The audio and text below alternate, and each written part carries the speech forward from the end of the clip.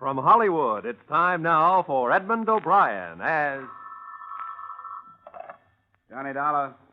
My name is Edward Hawley. I represent the East Coast Underwriters Association of America. Yes? It has been brought to my attention that you are a special investigator, available on a contract basis. That's right. But as a matter of fact, we carry a policy on a Sidney Rykoff, a pugilist, I believe. We have received notification of a very unusual nature. Uh-huh. Why don't you get it off your chest, Mr. Hawley? Off my chest? Oh, yes, of course. We have just received a ransom note. Mr. Rykoff has been kidnapped. Edmund O'Brien in another transcribed adventure of the man with the action-packed expense account, America's fabulous freelance insurance investigator. Yours truly, Johnny Dollar. Expense account submitted by Special Investigator Johnny Dollar to East Coast Underwriters Association, Hartford, Connecticut. Attention, Edward Hawley. The following is an accounting of my expenditures during investigation of the Sidney Rykoff Matter. Expense account item 1, $1.50 cab fare to your office.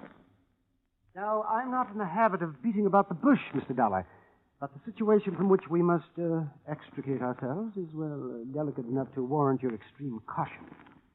Sidney Rykoff will be dead in 7 hours. You want to pay off the ransom note, is that it? Now, you understand that this requires the utmost secrecy, because few people realize the necessity of insurance companies, such as ours, being forced to negotiate with unscrupulous persons. Here's the note. It was mailed yesterday in Kansas City. Have the police seen this? Certainly not. I'm afraid you don't understand at all, Mr. Dollar. Now, you see... Yeah, I see. $25,000 is against $100,000 for you boys. No questions asked, right? Right. It was what anyone would expect a ransom note to look like, made up of print taken from newspapers and magazines and pasted on a plain sheet of yellow paper. It read, "We have Sidney Rykoff. If you want him alive, bring $25,000 to the Anthony Millstone Mausoleum, Johnson Park Cemetery, Kansas City, Missouri, at exactly midnight, May 13. If you call the police, forget the money. Rykoff will be dead." Now, naturally, $25,000 is a lot of money. If there's a possibility of saving it, we wish you do a little investigating first. Now, look, Mr. Hawley, it's 5 o'clock in Kansas City now. As you said yourself, he'll be dead in 7 hours. It'll take me at least 5 hours to get there. We'd better pay off first and investigate later. You've marked the money, haven't you? Certainly. Here's the list. And here's the $25,000. The matter's in your hands. Expense account item 2, $453 in advance for charter plane. As we hit the Ohio River, the sky started to blacken ahead of us. Looks pretty rough out west. What's weather say? Nothing later than St. Louis. Storm front to 16,000. I think we ought to set down. We can't. If I'm not in Kansas City by midnight, somebody will be dead. You a doctor? Yeah, in a way. But this is one sickness that can only be cured with money. Look, mister, I'm going to lay it on the line. I'm no hero. I got a wife and a couple of kids back east. My contract says I'll get you to KC if I can. But that front ahead there isn't kid stuff. It'll bounce this kite around like a balloon. Well, I can't tell you to do it. It's up to you. But if we set down now, we'll find a dead man in the morning. Okay, mister. I'll do the best I can. Fasten up. This plane is 200 power to climb above it. We'll try to go right through. Hope the wings stay on.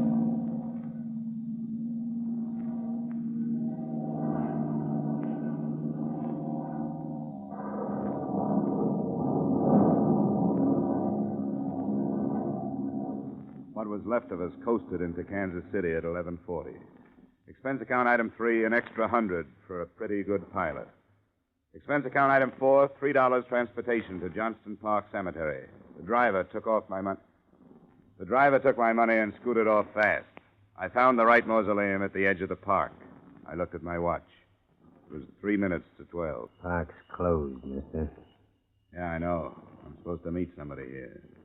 What for? It's a financial matter. You can conduct your business with me. Wait a minute. How do I know there won't be more business tomorrow? You don't. Where are you going to leave him? We'll let you know. Yeah. Thanks. See you around. There's never a guarantee in a kidnapping case. You hope the guy will be alive, but you don't just sit around waiting for him to show up.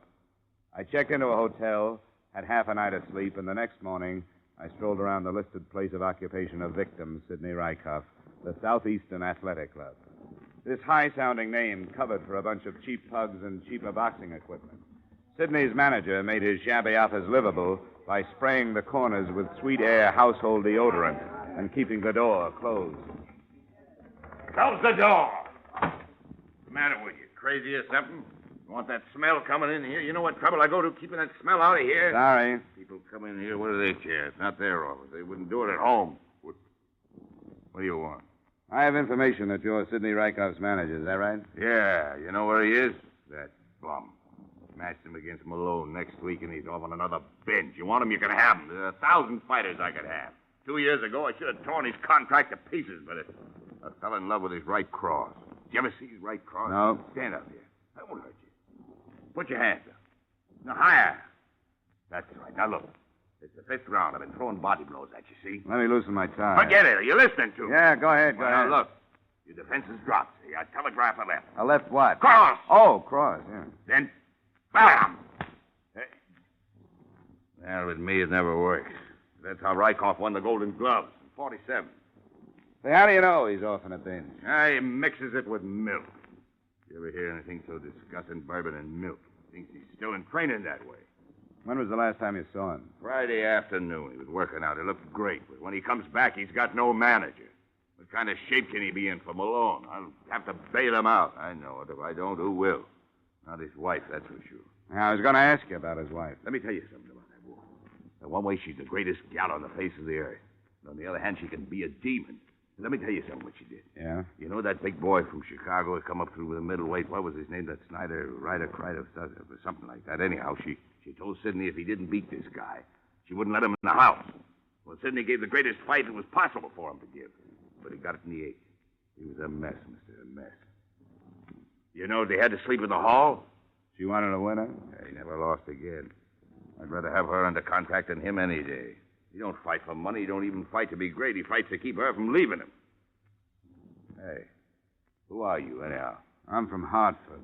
What, with Milosky? No, not Milosky. Was it with Milosky? Did you have a stable of welterweights? No, I'm thinking of that. What am I thinking of that? Thanks for the information, Mr. Medill. I think it stopped raining. Wait a minute. Who are you? Insurance.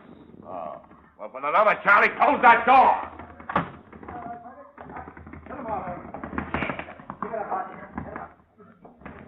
Say, I hear you're nosing around about Sidney Rykoff. I've been losing a lot of money on him. What makes you think I want to know anything about him? Quit it, will you? I listen to doors. You found out anything? About what? About his disappearance. Who said he disappeared? He ain't been around. He disappeared. Some people think he went off on a binge. Nah, it ain't his cycle. He had his last binge in March. He ain't due again till September. You a friend of his? Allow me. My name is Al Barsumian.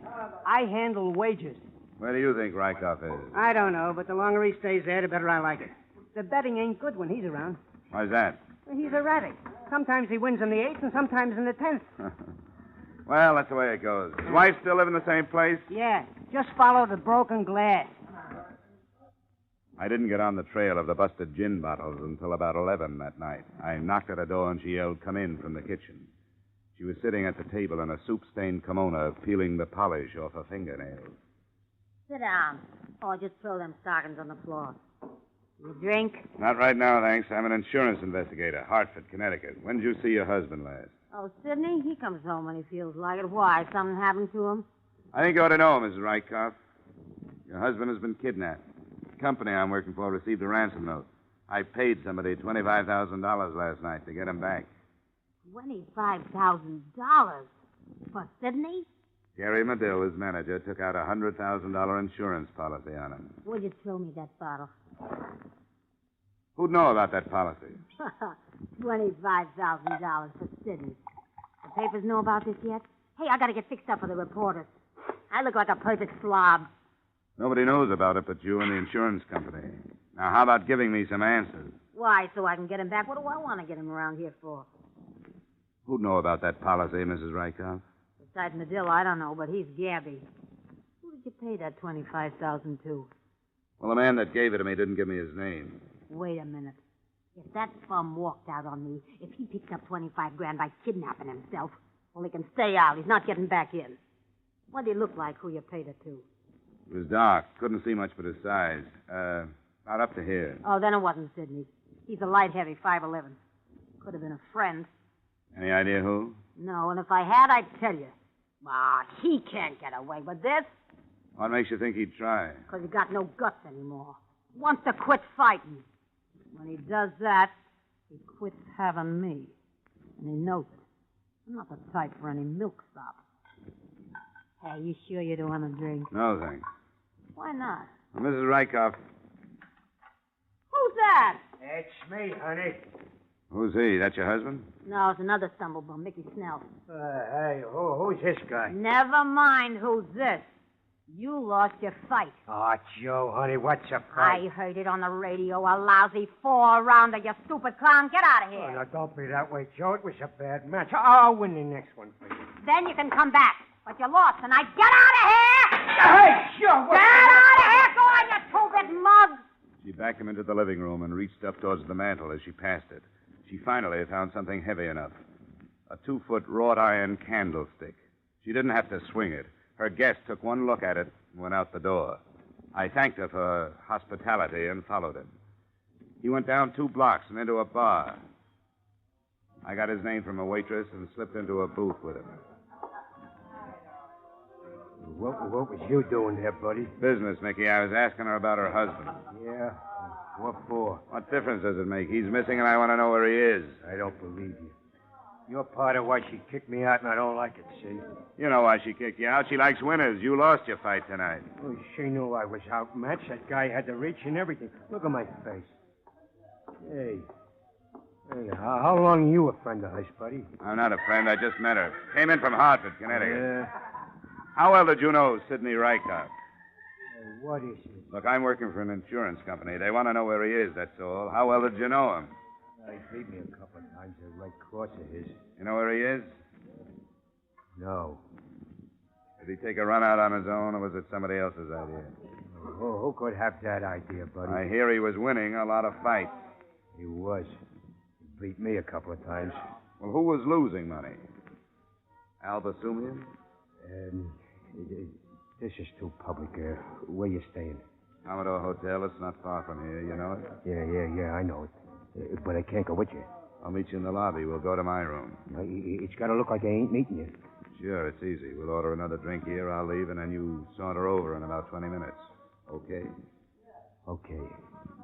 I pulled only one double cross on Mickey Snell. Instead of waiting in the hotel lobby for him, I waited outside the bar. He came out 20 minutes later, and I followed a quarter of a block behind him. I was half expecting him to make a wrong turn at the first corner, but he didn't. He stopped to wait for the traffic signal to change, and then stepped into the street.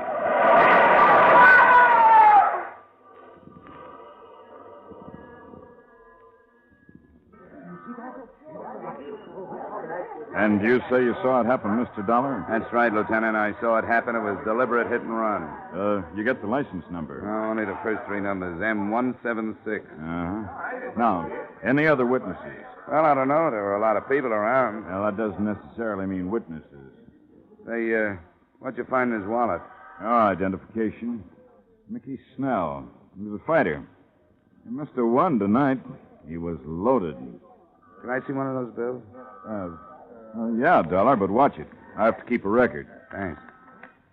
It was a $50 bill the lieutenant handed me. In the corner was a number I'd memorized on the plane trip out. The bill on Mickey Snell's body was part of the ransom money I'd paid for the victim I hadn't gotten back. We will return to the second act of yours truly, Johnny Dollar, in just a moment. Circle Wednesday night. That's the night George Burns and Gracie Allen drop by to visit with you over most of your CBS stations. Each Wednesday, Burns and Allen bring you 30 minutes of rich laughs and hilarious characters. Remember, Burns and Allen this Wednesday night. Now, with our star, Edmund O'Brien, we return to the second act of yours truly, Johnny Dollar. I knew Mickey Snell had died for something, and his inglorious death pointed to one of 3 possibilities. First, Al Basumian's gambling ventures. Second, Gary Medill's insurance on Sidney Rykoff. And number 3, the old kidnap yourself and collect the ransom type crime, with Mr. Rykoff himself as the suspect. To me, the latter loomed as the most probable. I told the police as little as I could, still operating on the assumption that Sidney would be dead if I spilled what I knew. At 2:00 a.m., I went back to my hotel for another half-night's sleep. The next morning, I made up my mind to visit Mrs. Rykoff again. It was such a nice day, I walked. As long as Sidney was missing, there was nothing to do but ask questions until something seemed to make sense. Because everybody had an angle. Basumian might have been paid off, Gary Medill might have been paid off, and Mrs. Rykoff might have been paid off. I took the whole thing up with Mrs. Rykoff as she stood in front of a cracked full-length mirror, trying half-heartedly to comb the knots out of her hair.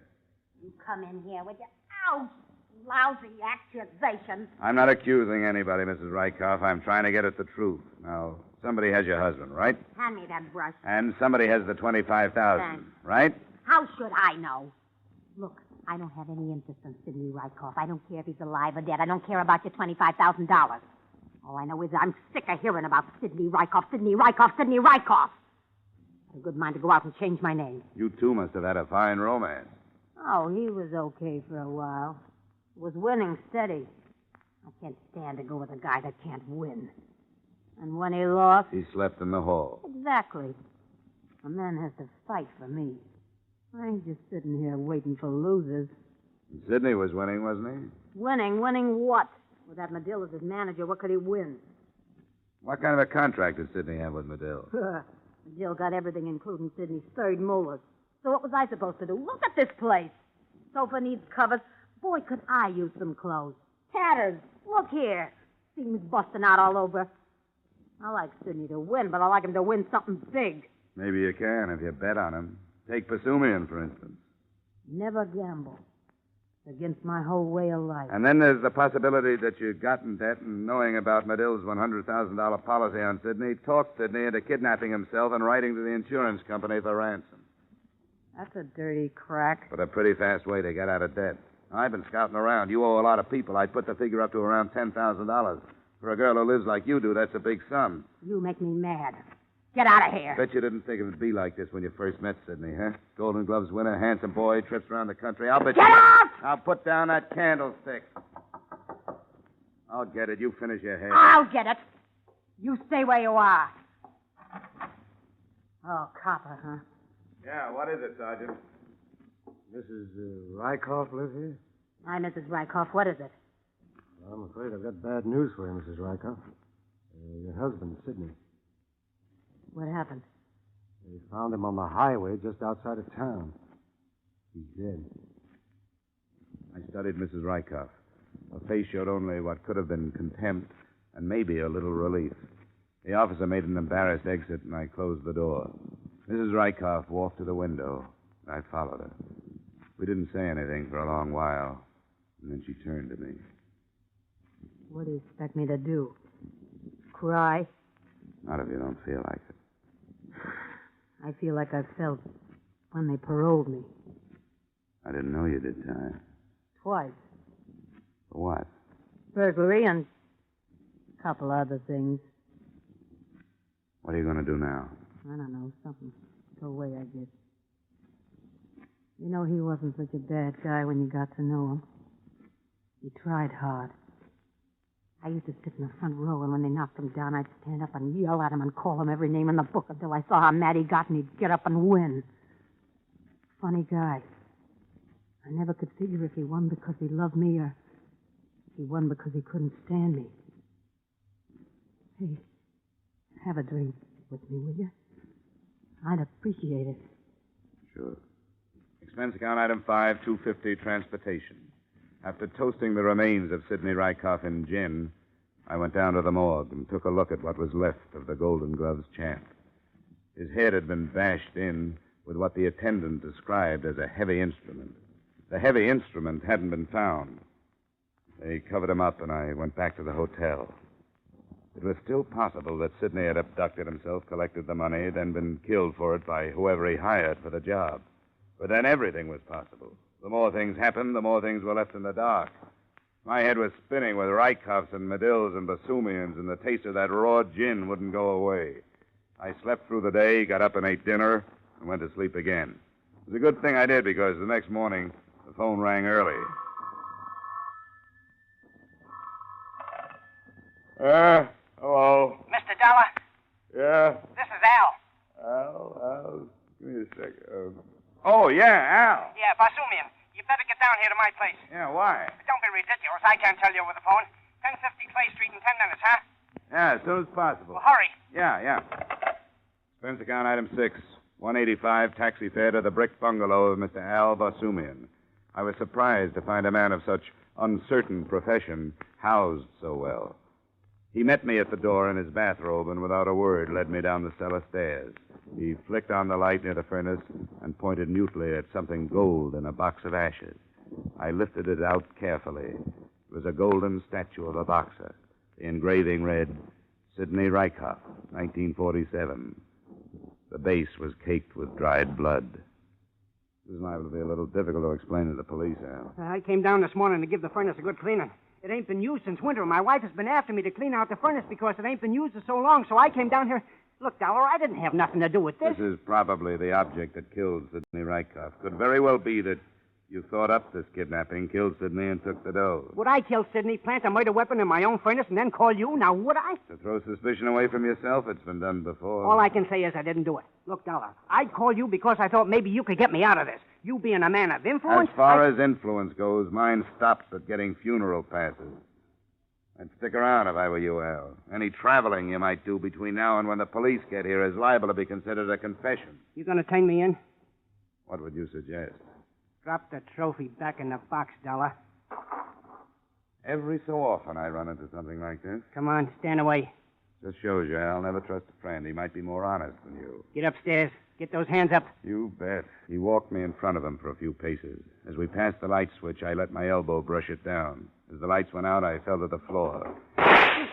He shot over me, and I felt the hot sprinkle of powder. I grabbed his legs and pulled him to the ground. Okay, Al. Come on, let it go.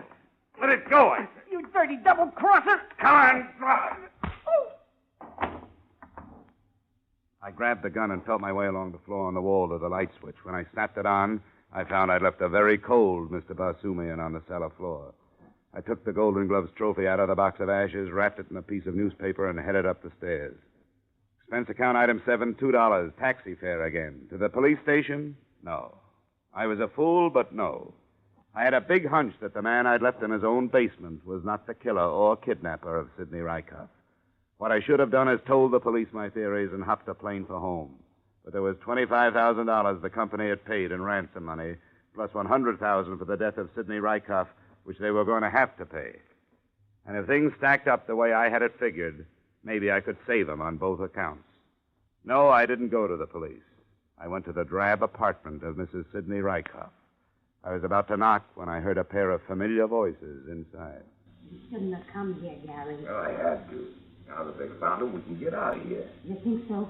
I don't mean right today. A week, maybe. Then we'll get out. Kiss me, baby. I let it scram. Careful. As he opened the door, I ducked around a corner of the hallway and flattened myself against the wall. Once he looked back. I saw him squinting into the shadows, and I wasn't sure whether he saw me or not. I waited till he was a good way down the street before I went to the drugstore and phoned for the law. I told the lieutenant in charge to give me 5 minutes alone with Mrs. Rykoff and then to take her away. He agreed, not knowing what was up. I went back up to Mrs. Rykoff's apartment. In the hallway, I quietly unwrapped the Golden Gloves trophy and stuffed the newspaper into my pocket. The door was open, just a crack. I opened it wider. There was no one in the living room. I squeezed inside and shut the door with care. I heard her pulling up window shades in the bedroom. I went over to the mantel. There was a round, clean spot in the center, and the trophy fitted right into it. Then I went over to the couch and sat down. I felt the comforting bulge of Basumian's gun in my pocket, and I lit a cigarette. She must have smelled the smoke. How did you get in here? You left the door open. You got a lot of nerve. You know, something's different about this room. You know that? You know, I can't put my finger on it, but there's something added. Maybe it's you. No, I mean in the way of furnishings. Hey, are those the same drapes you had in here before? Look, let's skip the interior decorator routine. No, please, it bothers me. Let's see, the sofa was over here, remember that? Chair was over there. Maybe it's something on the mantelpiece. What? Yeah, it's that thing. Hey! Where did that come from? I don't know, but it sure is pretty. Oh, I guess that's what Sidney won in the Golden Gloves, huh? Let's see that. No, stay away from there. Well, what's the fuss? It's just a trophy. You're pretty smart, aren't you? Well, it isn't going to do you any good. You better put that trophy back where it belongs, Mrs. Rykoff. You don't want to cave in my skull like you did your husband. Nobody's stopping us. Nobody. You must swing a pretty mean trophy, Mrs. Rykoff, but not today. Let go of me! Come on, give me that. No! That's better. You better stand over there near the door. Go on. This thing's loaded. Get him, Gary! Gary! Gary! Thanks, Lieutenant. Hi, Dollar. Well, better late than never, huh? It all tied up nice. Al Basumian's gambling racket was looked into and cracked wide open. Mrs. Rykoff's confession read something like this. I killed him a week ago. I got mad at him. I picked up the trophy off the mantelpiece and killed him. I didn't mean to kill him. I called Gary, and he put the trophy in Al Basumian's furnace and got his boys to lug the body out to a place he had. They kept the body for a week and then put it on the highway after the insurance company paid the ransom. End of confession, end of affair, end of story. Expense account item 8, $203.54, air travel back to Hartford. Expense account total, $982.28. Yours truly, Johnny Dollar. Yours truly, Johnny Dollar, stars Edmund O'Brien in the title role and is written by Gil Dowd and David Ellis, with music composed and conducted by Leith Stevens. Edmund O'Brien can soon be seen starring in the Columbia Pictures production, The Los Angeles Story. Featured in our cast were Howard McNear, Howard Culver, Walter Burke, John McIntyre, Bill Gray, and Jeanette Nolan. Yours truly, Johnny Dollar, is produced and directed by Jaime Del Valle. Join us again next week at this time when Edmund O'Brien returns in another transcribed adventure of Yours truly, Johnny Dollar. From Hollywood, it's time now for Edmund O'Brien as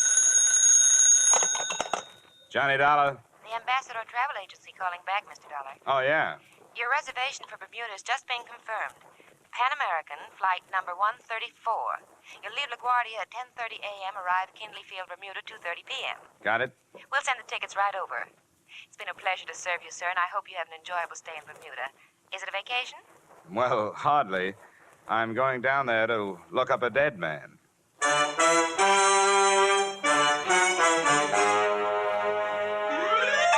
Edmund O'Brien in another transcribed adventure of the man with the action-packed expense account.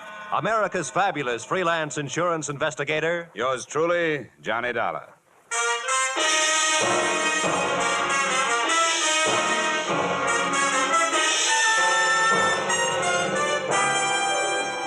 Expense account submitted by Special Investigator Johnny Dollar to Tri-State Life Insurance Company. Attention, Leland Scarf, Chief Adjuster.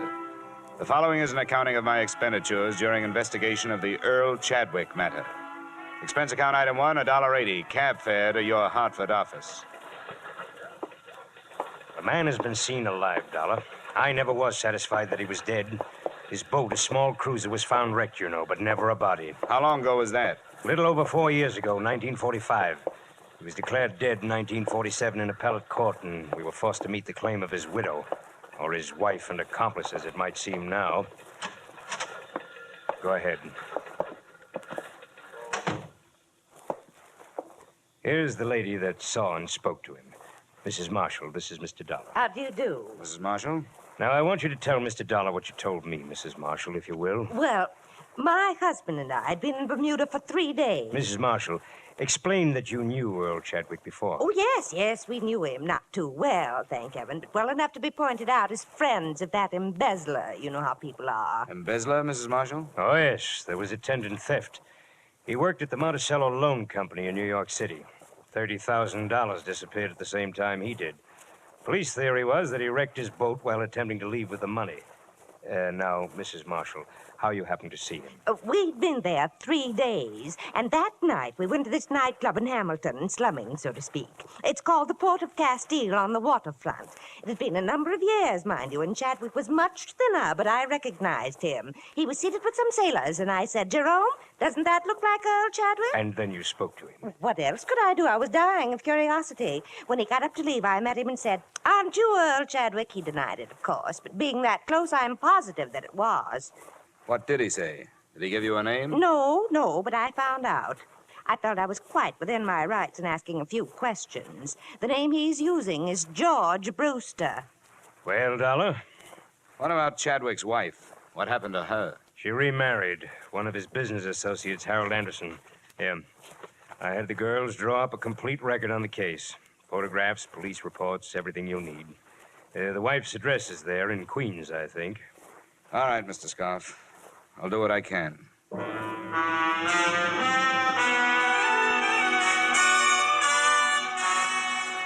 Expense account item 2, $250 plane ticket and miscellaneous expenses between Hartford and Bermuda. I drew an aisle seat and one of the worst hazards of air travel or any other kind of travel. I'll tell you something. It pays to study these places before you go to them. Now, I've been out there before. Nothing teaches like experience. But before my first trip, I knew more about Bermuda than lots of the folks that live there, see? Well, that's very interesting. Yeah, yes, sir. Quite a history. Spoiled now, though. People aren't worth anything anymore. You know what spoiled them? Tourists. Yeah, took away all their ambition. Turned them into a bunch of lazy beggars and horse traders. Don't farm anymore. Don't do anything but work the tourists. Now, I don't want to be a wet blanket, you understand? Oh, yeah. But keep an eye on your wallet. They'll strip you if you give them a chance. My business is farm tools. What's yours?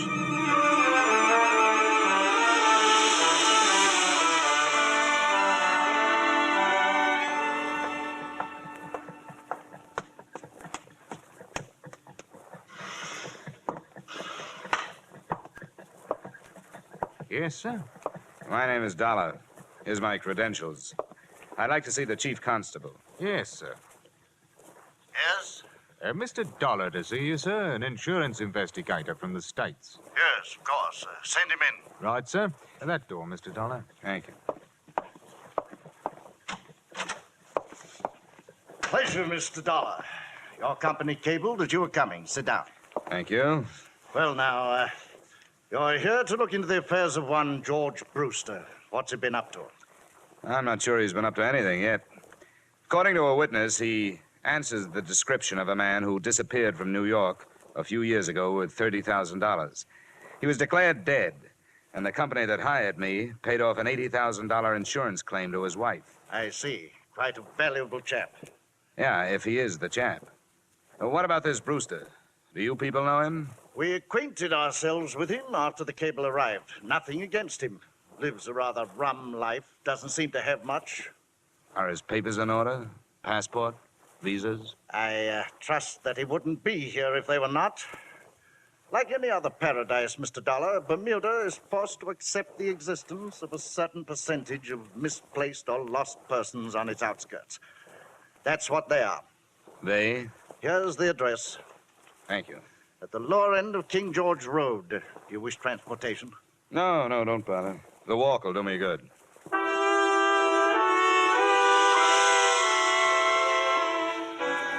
I decided against the King George Road address. Instead, I returned to my hotel, memorized the photographs of Earl Chadwick, subtracting a little weight from the somewhat flabby face. And that night, I found myself a table near the door at the port of Castile. I sat there nursing a minimum of foul drinks. It was 10 o'clock before he came in and found standing space at the bar. George Brewster? Or Earl Chadwick? What's the matter with you? What is this? I'm curious, too. How about coming over to my table? All right.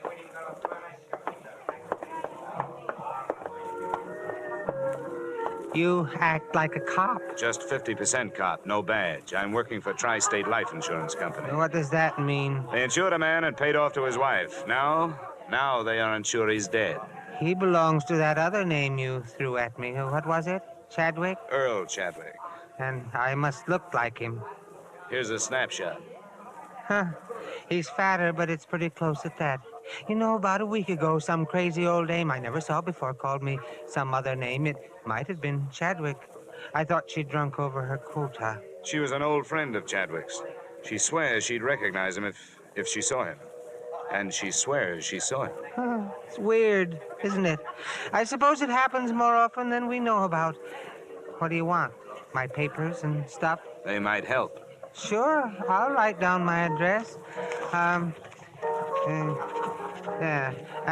on out anytime tomorrow. There you are. Thank you. I should recover from these drinks by noon. Oh, that'll be all right. It's crazy, isn't it? Things like this could get your goat.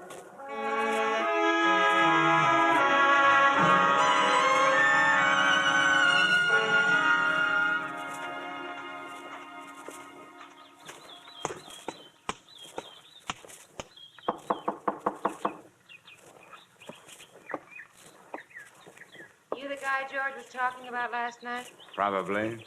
I'm Johnny Dollar. Is George here? No, he had to leave. But he said you could come in. He said you could look at this stuff. Here's his passport and cards and things. How long have you known him? 2 years last month. You know where he came from? Never asked me where I came from. This guy, he looks like. He had a wife? Yeah. I want to take some of his personal things into town to check his prints against this passport. Shaving brush if he uses one, tubes, jars, anything. You think he's the guy? I'll have to find out. Never mind. You told me you were going. The prince would check against the passport, but it wouldn't make any difference. Now that it's started, why stretch it out? Why not make it easy? George? No, Earl. I'd almost forgotten. Earl. Where can we talk? I've got a hotel room. The statement he made filled in most of the blanks in the case. 1, his wife was to have met him in Mexico City, but hadn't. 2, most of the stolen funds had gone to his wife to keep her going until she collected the insurance. So she got married. I didn't know that. She told me to wait, and I did. Grace married.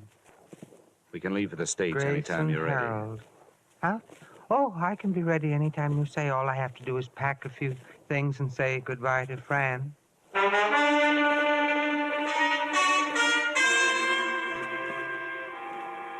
Expense account item 3, space for 2 on New York-bound plane. Chadwick was a hard man to figure out, but one thing I did realize. Now that he'd started, he was almost happy to be going back to the people he'd left.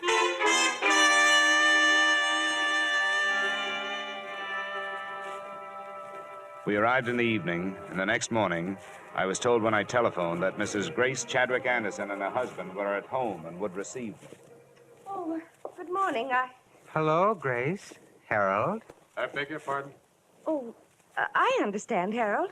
This must be the man that Mrs. Marshall phoned about. You know, the one in Bermuda. Oh, come now, Grace. That's no good. Who are you, anyway?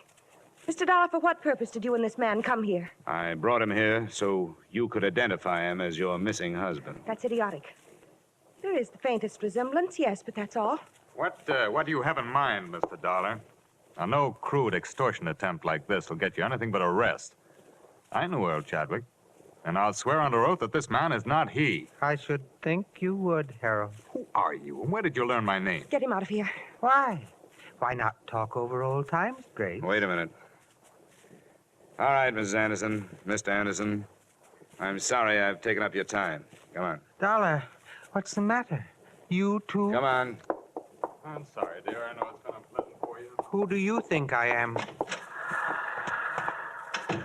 I ask you, who do you think I am? That doesn't count. You're legally dead. What about your parents? They're dead. But I have friends or people that knew me. They're no good. If your wife won't identify you, they're no good. You worked for a loan company. They must have your prints. I took them from the files and destroyed them when I left. How are your teeth? What? Teeth. Who was your dentist here in town? Dr. Field. It's been so long. Dr. Homer Field. Drake, Professional Building, Manhattan. He'll still have your x-rays on file. They're as good as fingerprints. Go there this morning. Don't use your name. Give him your other name, George Brewster. Have a new set of x-rays taken. I'll do the rest. All right. Hold it. Now, look, I don't have to hire somebody to follow you, do I? No. Oh, no. Not after I've seen them. You don't have to worry about my going anyplace.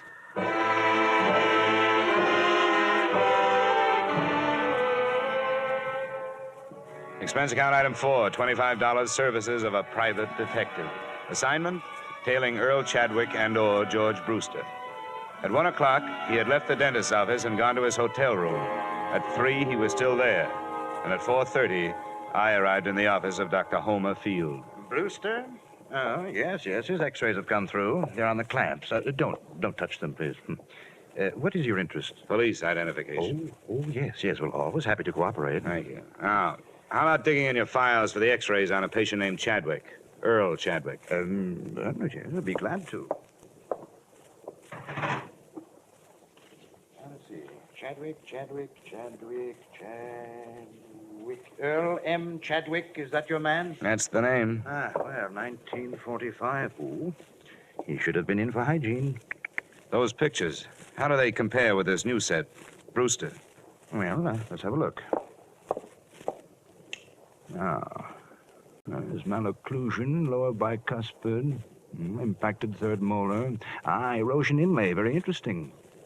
You mean they're the same in both sets of pictures? Oh, no, definitely not. Oh. But a man's mouth could change since 1945, couldn't it? Oh, yes, it could, especially with neglect, but that would never cause a man to grow new teeth. Now, you see here, Brewster has one more incisor than Chadwick. The whole character of the mouth is different, I see, here. Yeah. I see. It's different, all right. Definitely. These two men would not look even faintly alike.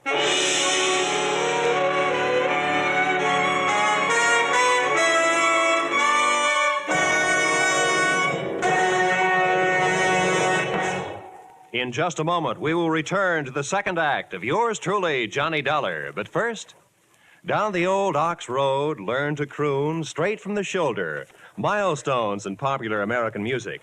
Milestones in the career of one of America's favorite troubadours, Bing Crosby. This Wednesday night, over most of these same CBS stations, you're invited to hear The Bing Crosby Show. Bing Crosby with the music of John Scott Trotter, with the Rhythmaires, with Ken Carpenter. Here's the show designed for the whole family. A pleasant and diverting mixture of music and merriment, guided by the one and only Bing Crosby. Plan now to hear The Bing Crosby Show this Wednesday night on CBS. And now with our star, Edmund O'Brien, we return to the second act of yours truly, Johnny Dollar.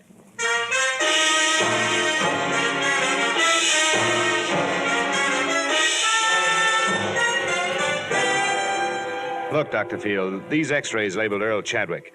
Could they be misfiled? Could they be under the wrong name? Misfiled? No, definitely not. My assistant has been with me for 10 years. Never made a mistake yet. No. Well, then could anyone else have gotten in here and planted a different set under that name? But why? I would realize the difference the moment I looked into the mouth. That erosion inlay alone. Yeah, I know. Look, your office. Has it been broken into? Yeah, a long time ago, for narcotics. How long ago? 6, 7 years ago, during the war. But not since then. I've missed nothing. The janitor, the nightman, does he have a key? No. It's cleaned in the evening, just before I leave. Robbery is out of the question. Just what is your problem, Mr. Dollar? Well, if I wanted to plant some x-rays in a file, where could I get some? Well, I never thought of it. But... Where would I go? Would you give me some? Oh, no, definitely not. That would be most unethical, unless, of course, you were a patient of mine and the x-rays were of your own mouth. Oh, thank you, Doctor. I think that's what I wanted to hear you say.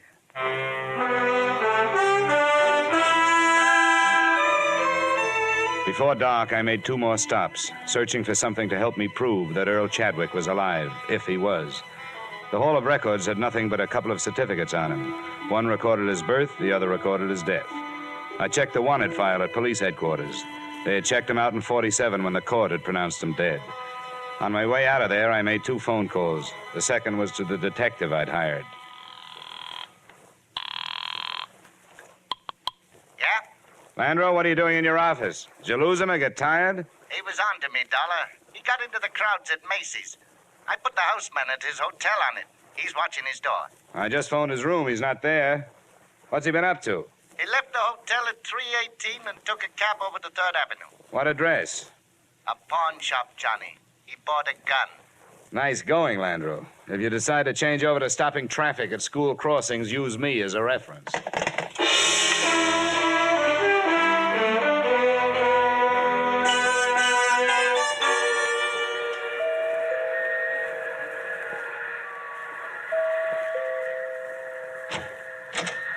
Where's your husband, Miss Anderson? He's here, but he Come does on, not... I want to talk to you both. You have no right to barging... Where is he? What is it, Grace? Oh, it's you again. That's He right. forced his way into the house. Make him get out, Harold. I will if I have to.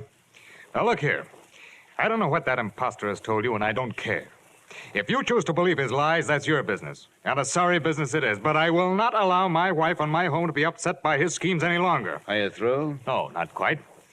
It's obvious to us, if it's not to you, that this man learned of the unexplained details surrounding Earl's death and is attempting to use this vague resemblance to his advantage. Now, extortionists land in prison, Mr. Dollar. And the only reason I haven't turned to the police before this is that we want to escape the notoriety of having past tragedies lived again. He bought a gun this afternoon.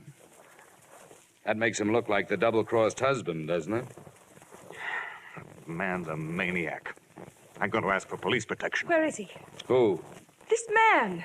Do you know where he is? When I found out he bought a gun, I was afraid he was coming here to use it. Harold, I can't believe this is happening. Now, Grace, please. Why would he harm us? He doesn't know us, and we don't know him. He bought the gun to convince you, Dollar.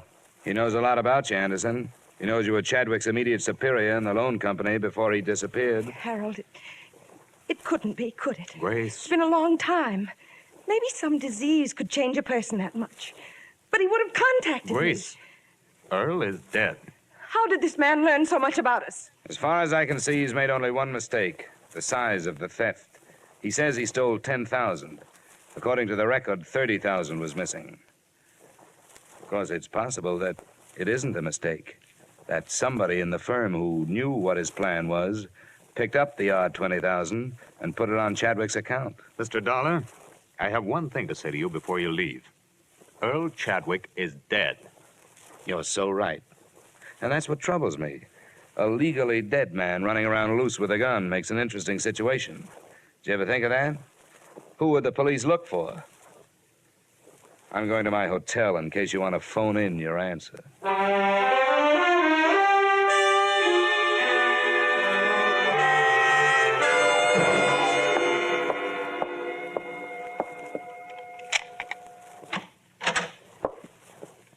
Where have you been, Chadwick? Right here. The maid let me in. What's the idea? I was scared somebody was following me. I got the feeling they hired somebody to get rid of me. No. Why not? I haven't thought of that yet. Give me the gun. I need it. Come on, where is it? Never mind. Get away from me. Come on, where are you carrying it? Hey, you... How did you know I had it? What were you going to do with it? I told you I was scared. You thought I was going to kill them? The idea crossed my mind. No. What good would that do? How should I know what's going on in that head of yours? Why'd you come back, then? Just to get things straightened out. You wouldn't have had to. I haven't found a way to prove who you are. Oh, I knew I didn't have to come back. But everything was stagnant. Being George Brewster was dull. I thought that's what I wanted. A new identity, even without Grace. But I guess nobody's ever satisfied. And when you have a choice of who you want to be, then it's really hard. What about the x-rays? No good. The set under Chadwick didn't match the one you had taken today. They had to. They made a switch with somebody else's, probably Anderson's. It's an easy office to enter. Probably hired a cat burglar. Nothing at the Hall of Records, nothing at police headquarters. You're dead. What did the police say? I didn't talk to them. Why should I? The case is closed. You're dead. Lazarus, come forth. And he that was dead came forth, bound hand and foot with grave clothes, and his face was bound about with a napkin. Yeah? Landro, Johnny. No, yeah. Sorry I blew up. Forget it. I lost him, didn't I? How is it? Oh, it's a mess. I'm not getting any place. The only proof I can find is proof that he's dead. Maybe he should stay there. Yeah, I'm getting ideas myself. What about his draft board? They take prints. Police checked in 47. They lost. Look, I'm going to have to dummy up something. I don't want you to violate any trade secrets, but do you know a good forger? That depends. It'll be practically legal. All I need is a driver's license. I think that can be managed, Johnny. When? Tonight. It'll cost. Well, I'm working for a wealthy company. Oh, there's more, too, Landro. How about meeting us in your office in 45 minutes? Sure, Johnny. Bring a bottle. Expense account item 5, $500, one bogus 1947 driver's license complete with Chadwick's thumbprint. By 10 p.m., we were back in Landro's office. Johnny, how desperate is this Anderson? Desperate enough to welcome a nice, fast deal. Don't quote a price unless you have to. Just get him down here. Why anybody goes through all this to make prison? Prison? Come on, Landro, get on the phone. There's the number. You're my client.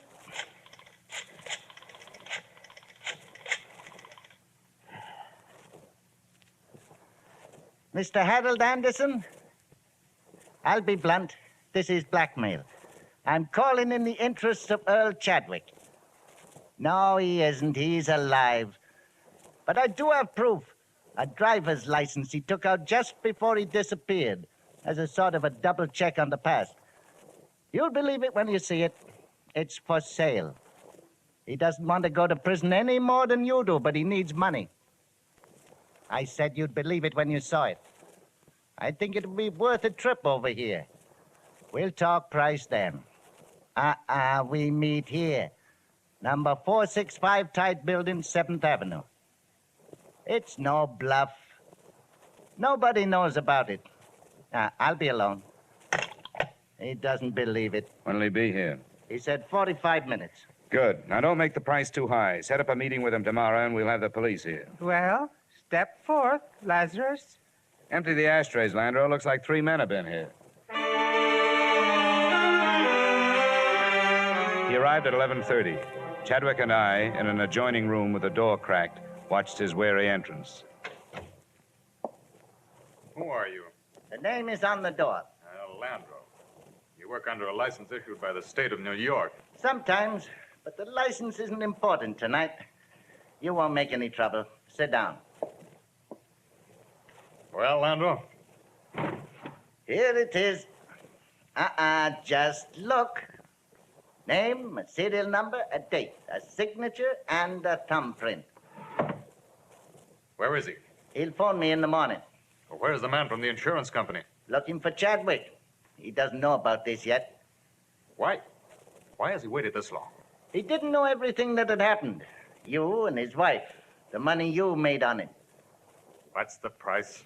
Well, as he put it to me, it ought to be figured from the 20 grand you took and the advance you've made in the company the last few years. How much? He'd like to start at 15,000. It would take a while. 5,000 tomorrow, say around noon. The other 10 within a week. That's when you get the license. Well, it would have to be later than noon tomorrow, but I brought 1,500 with me. That's a deal. All right. I'll give it to you. Hey, watch it. Don't do it. Anderson. Wait, Dollar. Landro, down. Landro. I'm all right. Chadwick. Chadwick. Chadwick. Pulse. Pull his collar down. Nothing? Nothing.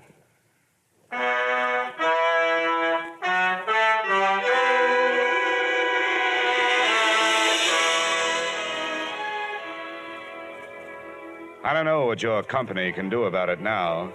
Both Mr. and Mrs. Anderson gave statements to the police that same night, confessing their contribution to the original crime.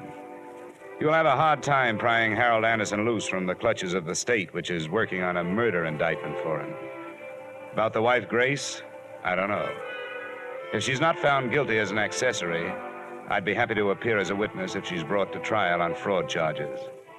As for my part in it, I'm not proud of myself, but I was hired to find a dead man, and I finally found one, just before he lived.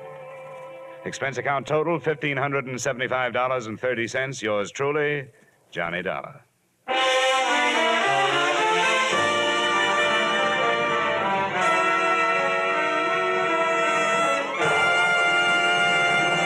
Yours truly, Johnny Dollar, stars Edmund O'Brien in the title role and is written by Gil Dowd and David Ellis, with music composed and conducted by Leith Stevens. Edmund O'Brien can soon be seen starring in the Columbia Pictures production, The Los Angeles Story. Featured in tonight's cast were Lillian Baeff, Walter Burke, Virginia Gregg, John Daner, Ben Wright, Tudor Owen, and Ted Osborne. Yours truly, Johnny Dollar, is produced and directed by Jaime Del Valle. join us again next week at this same time when, from Hollywood, Edmund O'Brien returns in another transcribed adventure of Yours truly, Johnny Dollar.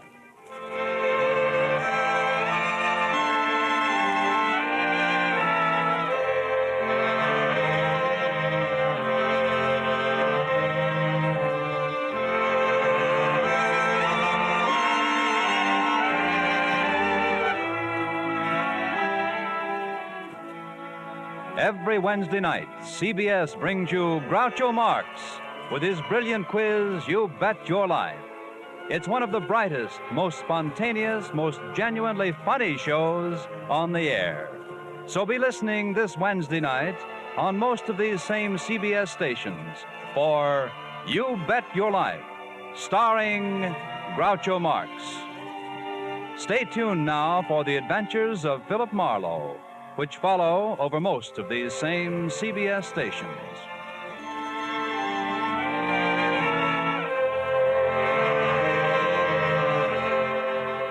This is CBS, the Columbia Broadcasting System.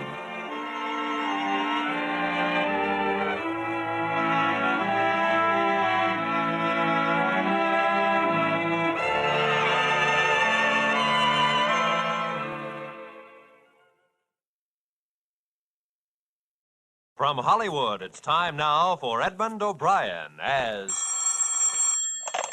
Johnny Dollar. Dr. Colby calling back, Johnny. Oh, yeah, Frank. How am I? Oh, you've fallen behind. You'll need boosters for diphtheria and smallpox, typhoid, cholera. And if we can find room, why, we'll bring you up to date on your tetanus. Oh. Well, where do I get them? We'll have it all right here in the office, or I can stop by on my way home. Well, that's not what I mean, Frank. It takes a long time to get to Haiti, and those plane seats aren't very comfortable at best.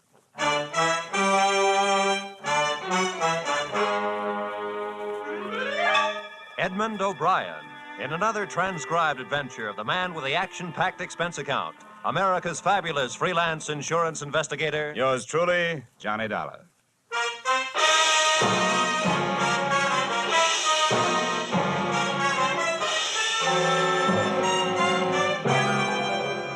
Expense account submitted by Special Investigator Johnny Dollar to Home Office, America Federated Life Insurance Company, Hartford, Connecticut. Attention, Harvard Huntington, General Manager. The following is an accounting of expenditures during my assignment in Port-au-Prince, Haiti.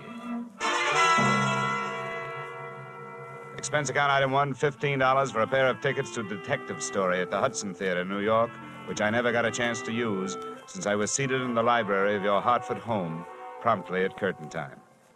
Dollar, I want to thank you for coming out here. Sorry to break into your evening like this, but since I have, I'll get right to the point. Perhaps you've heard of the Gordon family here in Hartford. Well, what I see of the society page is what I'm flipping back to the sports section, but I've noticed the name. Diamond-studded, aren't they? Immensely wealthy. Pillars of society. And surprisingly, quite a proper family. That is all but one of the sons, Ralph. A heavy drinker, complete wastrel, ne'er-do-well. Oh, a blot on the old escutcheon, eh? Yes, continually getting into one scrape or another. Now he's done it again. I take it that you're not worried about Ralph the man, but about Ralph the policyholder, huh? Yeah. Well, to put it bluntly, yes. I don't think it's unethical for a company to protect its interests. In this case, the policy is in the amount of $150,000. Quite a piece of paper. Yes. And to be quite candid, I rue the day it was issued. But the point is this. Ralph Gordon, at last report, is dying aboard his yacht at Port-au-Prince, Haiti. Well, then you don't need me. You need the Mayo Clinic. Dollar, I hesitate to even mention this in the presence of a sane man. But from everything we can learn, young Gordon is not dying from any known malady. He's dying as a result... Oh, it's pure nonsense. He's supposed to be dying as the result of voodoo curse. Now, anybody with any All sense... right, wait a minute. Where'd you get your information? From his older brother, Thomas. He's a doctor. He's down there in Haiti with Ralph. Now, I want you to go down and debunk this thing, Dollar. Find out what's wrong. Why, any sane man knows there's no such voodoo. You don't believe in it, do you? No, not unless I see it working.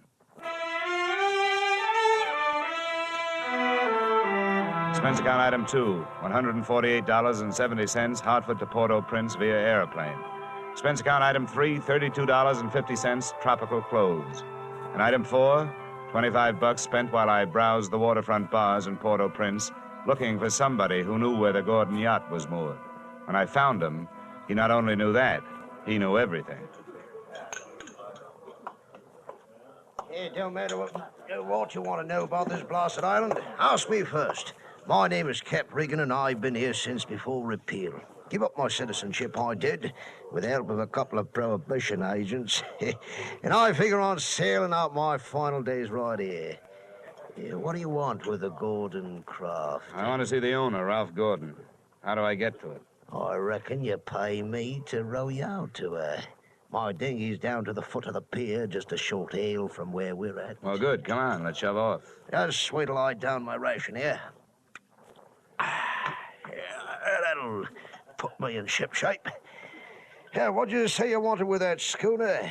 You figuring on buying her? Oh, thank you for the compliment. If I bought a boat today, it'd have to be a surplus life raft. I told you I want to talk to Gordon. A friendly visit or the other kind? Uh-huh. I'm beginning to see how you know so much about this island. Well, never question, never learn. Remember that, Sonny. This way, we veer off to starboard. Yes, sir. Never question, never learn. Look, I'm an insurance investigator. A company sent me down here to look things over, including Gordon. Something wrong? I don't know yet. What do you know about it? A jugful, Sonny, a jugful. Stood into the harbor about 2 months back. No sooner dropped his hook than his crew started taking the pierhead leap. Everybody jumped for the bosun, for reasons of his own. What was the matter with Gordon? He was off seas over all the time. And you navigate with sextant, a compass, and parallel ruler, Sonny, not with a double shot and a water chaser. Get the drift? They were afraid to sail with him? Oh, that's the line of it. If you'd ever pile into a reef, you feel the same. Oh, yeah, here we are. There's my dinghy down at the bottom of the ladder. And there's Gordon's yacht out there, you see her? The tug is passing astern of her now. Yeah. Yeah, that's a lot of boat. Yep, she carries a suit of sail like a grain clipper. Oh, why don't you see her close up? She's dirty as a garbage scow.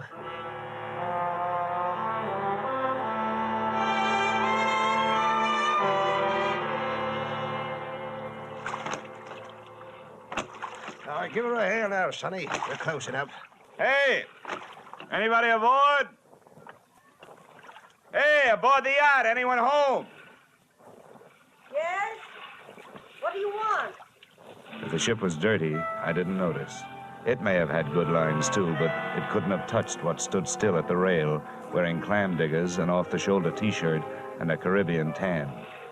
There's a trimmo for you. That'll be his wife. Can I come aboard? Who are you?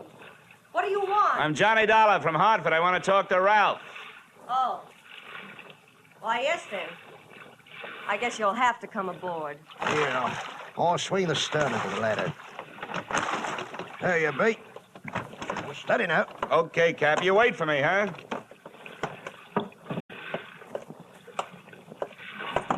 Well, how are things in Ralphie's old hometown?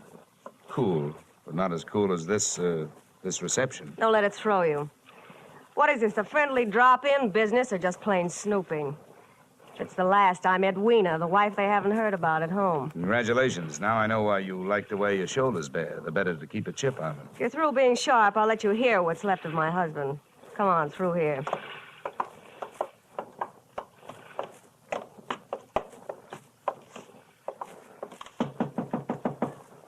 Hey, Ralph. You got a visitor from Hartford. Get away from this cabin, you gold-digging little chiseler. You take your visitor with you.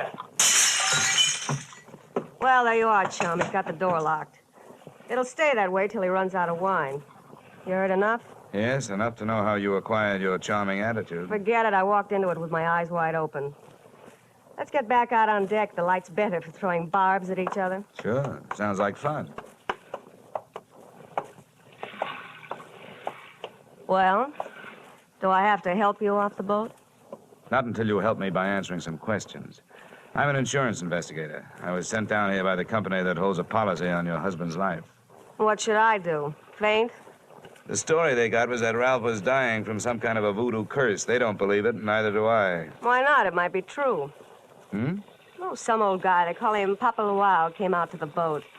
He yelled some things at Ralph, and when Ralphie threw a bottle at him, he swore he'd put a curse on him. Hey, how did they hear about it back in Hartford? Ralph's brother, Dr. Thomas Gordon, told them. You know him? Yeah, we hate each other. I wonder why he'd tell them. Well, maybe because he thought somebody who'd be better off with Ralph dead was using Papa Luau's curse as a cover-up.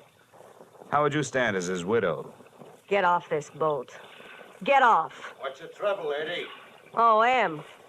Yeah, come here, will you? Who's the boarding party? Just get him off, Em. Sure, honey. Well, mate, do you walk in or dive? Save your strength for the last scene, Goliath. I was just leaving.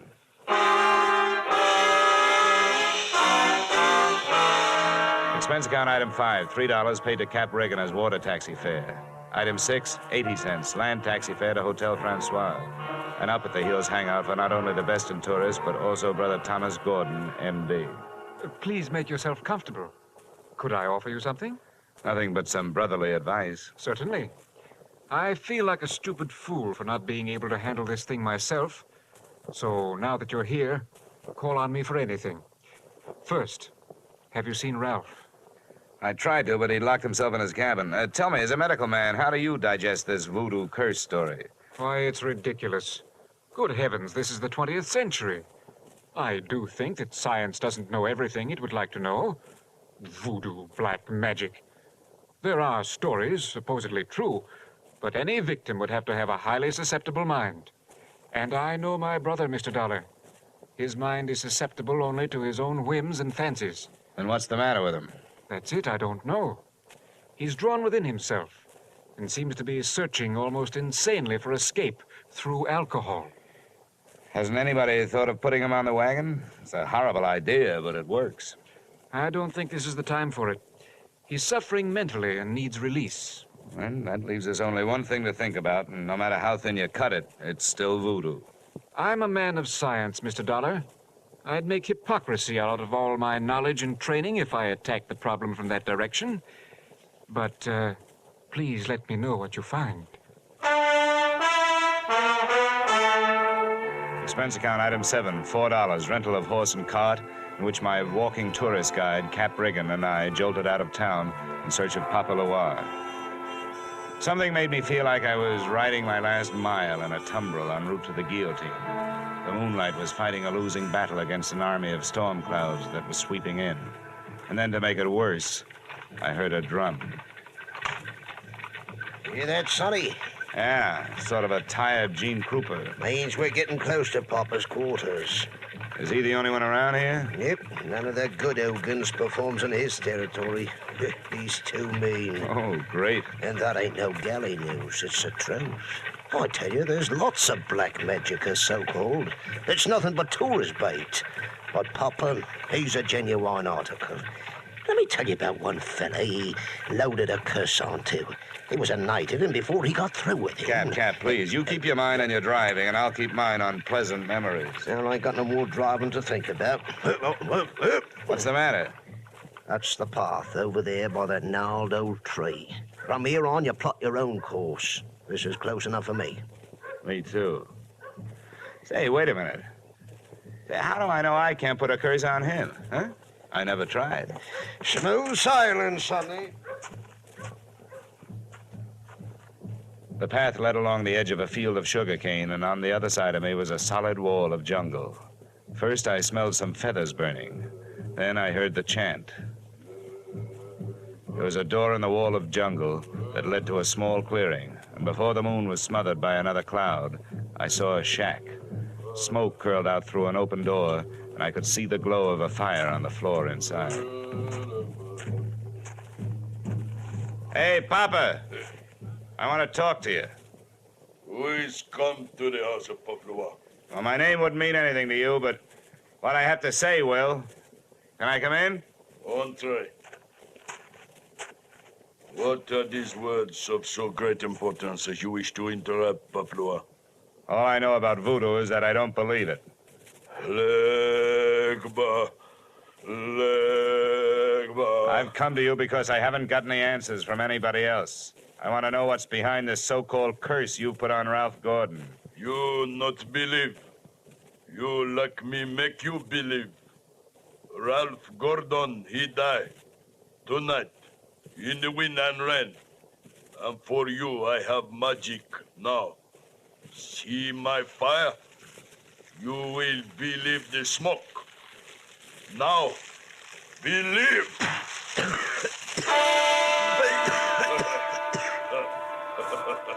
I couldn't see what he'd thrown onto the fire. He'd reached behind him for it. But when the smoke from it whirled around me, it seemed to grab my throat and squeeze. I stumbled back through the door. I hadn't believed in voodoo when I'd come in. But going out, I wasn't so sure.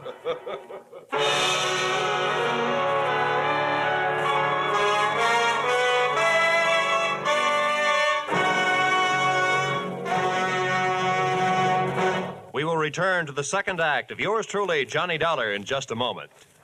CBS invites you to hear one of the greatest ad-libbers in show business, Groucho Marx, this Wednesday night on most of these same CBS stations. Groucho's show, You Bet Your Life, finds the master throwing quips and questions at oddly assorted pairs of contestants. And it's one of the funniest, fastest, merriest shows on the air. Be listening when Groucho Marx comes along this Wednesday on CBS. And now with our star, Edmund O'Brien, we return to the second act of yours truly, Johnny Dollar.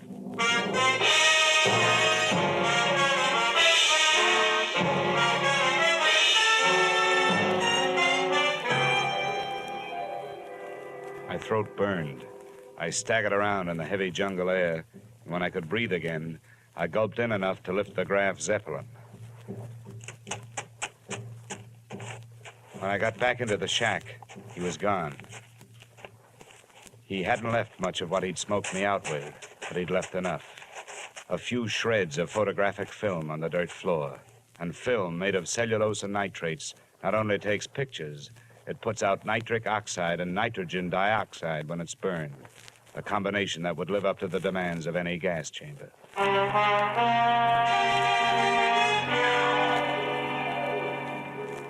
We headed back to the yacht, and this time I boarded without a hail.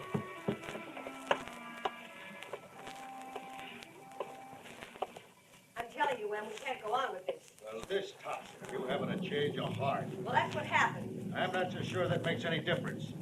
Maybe you're in too deep to back out. How would you like it if I spilled the whole thing? Oh, what difference does it make? It'd be better than landing in a Haitian prison with your motives showing. Think it over, Angel. I'll be in my sack when you make up your mind. Em, how wrong you can be. See you later, huh? What are you doing on this ship? Get off. Oh, no. Not after that intriguing conversation I just heard. How much did you hear? If I added it to the gas assault Papa Luau threw at me, it'd be enough to nail you and Loverboy here for conspiracy to commit murder.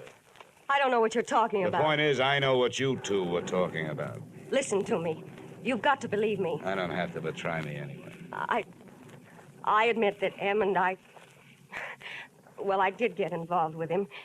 It was because Ralph turned into another man after we were married. This probably marks the first time in history that an icicle melted in Port-au-Prince. Please, let me finish. When my marriage went to pieces, I had to do something or go crazy. To see Ralph drinking up all the champagne on the island was just more than I could take. I was going to divorce him and leave with Em, but we weren't going to murder him.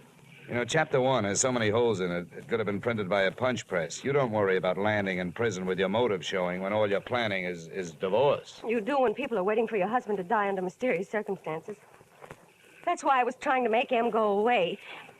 If Ralph died, who would look any farther than the erring wife? Unless Em was hiding something. Can you lock this cabin from the outside? Yes.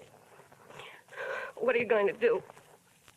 You aren't going to lock me in here. No, just your playmate. You're coming with me. Where? To Papa Luau's.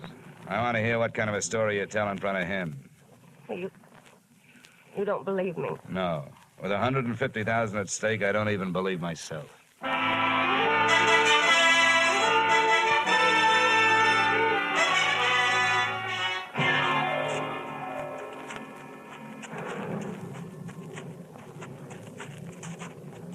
Well, there's a shack.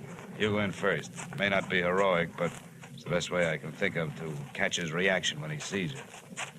Come on, go ahead. Go on in. Who is it come to Paplua's door? Who are you, woman? Well, Mr. Dollar, are you satisfied? Not quite. And you did not believe. Why you are here? You wish again to see the power of my smoke? Let's just drop the act, Papa. I know what you threw in the fire. Was my bokor smoke? You not yet believe? A good man from a police laboratory can sift enough out of those ashes to know it was film. What is this you say? I say that I've got enough on you, you old fake, to put you in the local pokey. Who dare speak this to Papua? And that's where you're gonna go if you don't cooperate. Now, that's a promise. What is it you want? Did somebody put you up to this cursed business that Ralph Gordon is supposed to be under? A man of your race. Now go. That is all. It's not enough. What was his name? I not know the name. What did he look like then? My eyes were closed. Nuts. Come on. I'm taking you into town if I have to drag you by the hair. No, don't touch me. I will tell you how this is. It is true, I do not know the name or the face. He come to me. He ask me when comes next rain and wind. I tell him last night. But it's tonight. The storm come with the seat. He tell me he needs storm to close portholes in the ship. He say, if I bring this curse, I will be best Ogan on 80 because it kill white man. That is difficult. That is all. Now you go. How about the film for the fire? Did he give it to you? That is true, not long before you come. Well, get rid of it, Papa, before you lose your license to operate. You go now. Papua will be alone. Go now. All right, Mrs. Gordon, all right. Let's not stay for the music.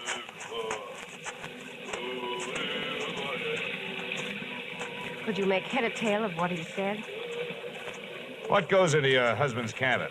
Nothing but food and wine. Mostly wine. Who fixes his meals? I do. Our cook left us. Yeah? Where does the wine come from? You said it was champagne, didn't you? Yes. It always comes from the same place, a liquor shop in town, a case at a time. Nothing makes any sense. What are you going to do? All I can do. Try every angle. But that's not all I'm going to try in that liquor shop.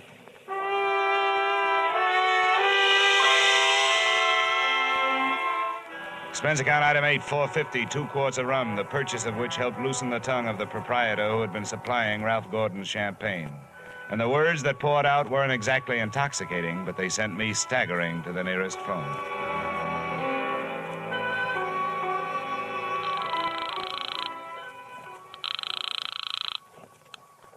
Yes, hello. Dr. Gordon, this is Dollar. Good heavens, Dollar. I've been wondering about you. What have you learned? Well, first tell me this. What would happen to a man if he was in a ship's cabin on a stormy night with all the portholes closed and there was a lot of dry ice in there with him? What? What was that? A small room, no ventilation, a lot of dry ice. A lush, maybe passed out. What would happen? Good Lord. Dry ice is solidified carbon dioxide. If enough of it evaporated into the room... The lush would not be bothered by a hangover the next morning because he wouldn't wake up, right? Exactly. The gas, although not toxic, would force the oxygen from the atmosphere, and the result would be asphyxia. What are you getting at, Dollar? Well, that curse your brother is suffering from is very scientific. The champagne he's been getting has been chilled by dry ice, about 5 pounds per case. One went out just before the storm broke. Good Lord. It may be just coincidence, but Ralph's wife and that bosun... Yeah, I know. For a bosun, he'd make a very good chemist. They sent for a pull motor. If it's too late for your brother, maybe I can use it.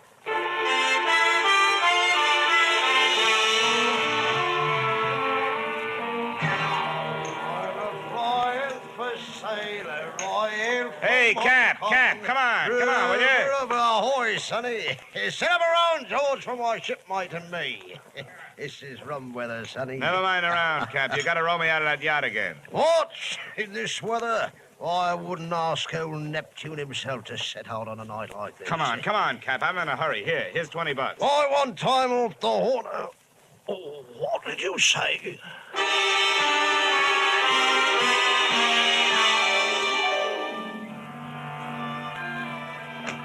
I didn't think it could rain any harder than it had been, but it did. Visibility was 0. But about 20 minutes out, Cap spotted her riding lights. There she lies, Sonny. We were on target, but so was somebody else. A searchlight stabbed out at us. Hey, this sounds like Prohibition days. Who's giving us the broadside? I can't tell. I'll lay a pelican hook over his head if I get my hands on him. Oh, Cap, I got my left leg. Get down the bottom, Cap. I'm going over the side.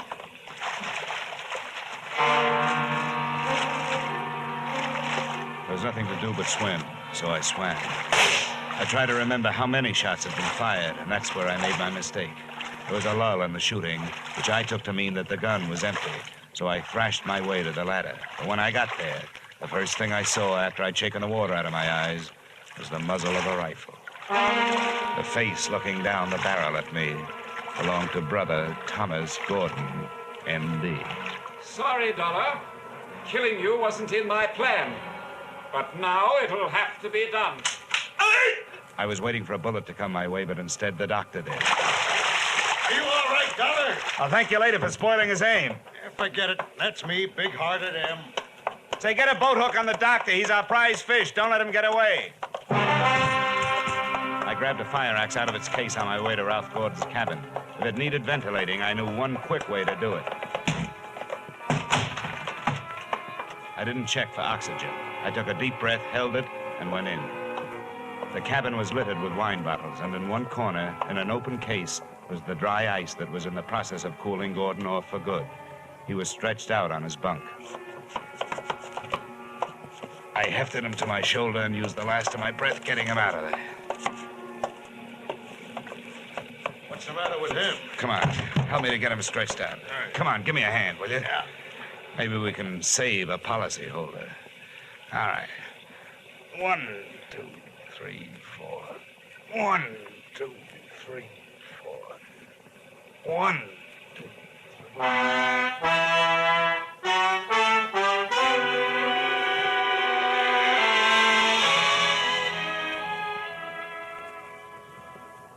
Expense account item 9, $30. Cover charge at a hospital where I put the revived Gordon under the care of a doctor, not his brother. His brother happened to be resting in a jail cell at the time, waiting the formal charge of attempted murder. Motive, the family fortune. Item 10, same as item 9. Same hospital where they patched up Cap Reagan. Item 11, $40. An ounce of voodoo perfume for the lovely but sometimes chilly Edwina. Maybe if she tries that kind of magic on her husband, he'll spend less time with the bottle joy and more with her kind. And expense account item 12, $148.70. Return trip to Hartford. Expense account total, $424.70. Yours truly, Johnny Dollar.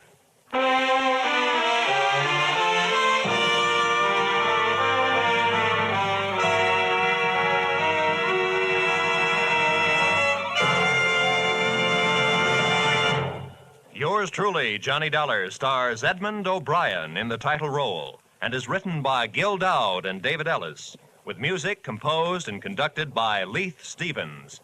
Edmund O'Brien may soon be seen in the Columbia picture 711 Ocean Drive. Featured in tonight's cast were Earl Lee, Willard Waterman, Ted DeCorsia, Charlotte Lawrence, Lou Krugman, Byron Kane, Dick Ryan, and Clayton Post. Yours truly, Johnny Dollar, is produced and directed by Jaime Del Valle. Join us next week at the same time when, from Hollywood, Edmund O'Brien returns in another transcribed adventure of... Yours truly, Johnny Dollar.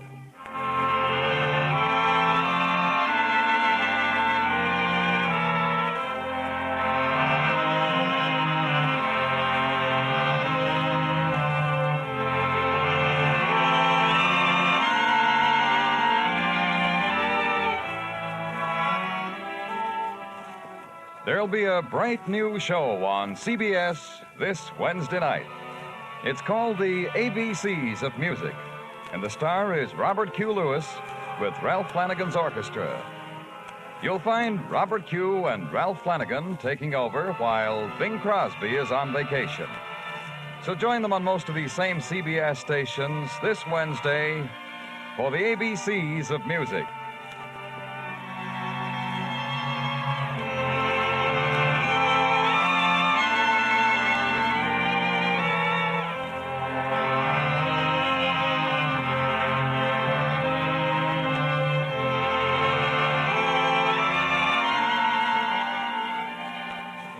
Beginning next week, yours truly, Johnny Dollar, will be heard at this same time on Thursday nights. Thursday nights for Johnny Dollar.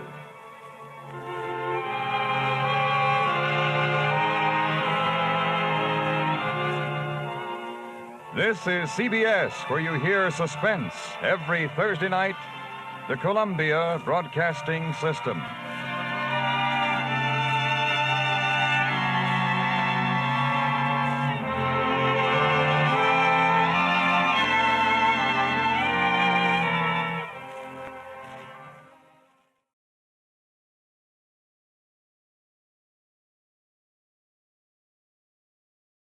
From Hollywood, it's time now for Edmund O'Brien as Johnny Dollar. Hank Gleason at Intercommercial, Johnny. Say, did you ever hear the Caligio Diamond? Doesn't strike a chord. Worth about $200,000 on the open market. It's insured and it's been stolen, right? Well, can't say definitely that it's been stolen, but it's gone. The owner's name was Benson, lived here in Hartford. Why the past tense? They found him last night in his study, murdered.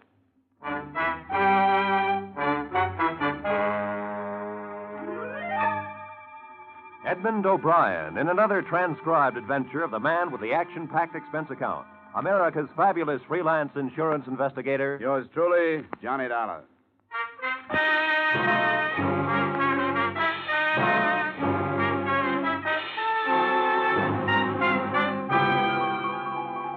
Expense account submitted by Special Investigator Johnny Dollar to the Intercommercial Insurance Companies of America, Home Offices, Hartford, Connecticut. Attention, Henry Lason. The following is an accounting of my expenditures during investigation of the Caligio Diamond Matter. Expense account item 1, $1.20 taxi fare to the western part of town where the better homes are situated. Mr. Charles Benson's home was back from the street and encircled with a high, well-trimmed hedge. The black wreath was already on the door. A young lady, very pretty, in a black dress, received me in the study. You're Mr. Dollar? That's right. Mr. Lason phoned and said you were on your way. I hate about a matter like this right now. Miss Benson, is it? Yes. It's quite all right. Maybe if I go over it all again, it'll help me realize that it's happened. That Dad's gone. It's still like a bad dream. The beginning was when Dad bought the Caligio Diamond. When was that? About 3 years ago in Italy. He bought it from a diamond trader who'd just come into Florence from South Africa. Your father had interest there? No, he was just a tourist. He'd heard about this diamond from a friend of his, a collector. Seems the diamond had belonged to a minor official to the Medicis, a man named Caligio. It was given to him in return for a favor. Since then, it's passed from hand to hand until Dad bought it. What did he pay for it, do you know? About $200,000, or the Italian equivalent at that time in lira. But, Mr. Dollar, the diamond has a strange history. Now, don't tell me there's a curse on it. No, nothing like that. But I guess it amounts to the same thing. Everyone who's owned the diamond has died with it in his possession. Died violently. There's nothing particularly mysterious about that. Anything worth as much as that piece of glass is worth killing for. Say, who's living with you here now? My mother. Just the two of us. You have no idea how hard it's been for her, Mr. Dollar. She's hardly been out of her room since Dad died. Can you tell me about last night, Miss Benson? Well, I was out with Bob, might I say. We were out till about 3. Dad was home alone. He had a habit of reading very late. In this room, as a matter of fact.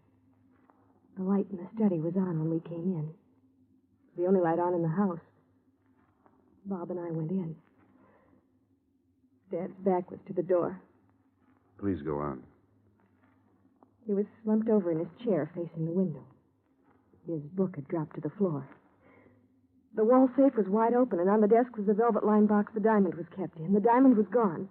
Dad had a bullet hole in his temple. I see. He kept the diamond right on these premises? Always. We warned him time after time not to. We told him to keep it in his safety deposit box at the bank, but he refused. Always said that a diamond wasn't worth having unless you kept it in your possession and enjoyed it. Who knew about the diamond, Miss Benson? Oh, so many people. Family, of course. Myself, Bob. The papers were filled with the news when Dad came back with it from Italy. Well, I mean, who knew where it was? Who knew the combination of the safe? Nobody but Dad. And, of course, Mother. Oh, yes, and Mr. Corrigan. Who's Mr. Corrigan? Dad's lawyer. Dad kept the will in there and a few other papers that Mr. Corrigan would come and get every once in a while. Well, Corrigan came into the house and got papers out of your dad's safe anytime he wanted to? Anytime he wanted to. I think I'd better talk to Mr. Corrigan before I go any further. Now, Mr. Dollar, Mr. Corrigan wouldn't have stolen Probably not. But we'd better have a talk just the same. I'd like to have his address, please.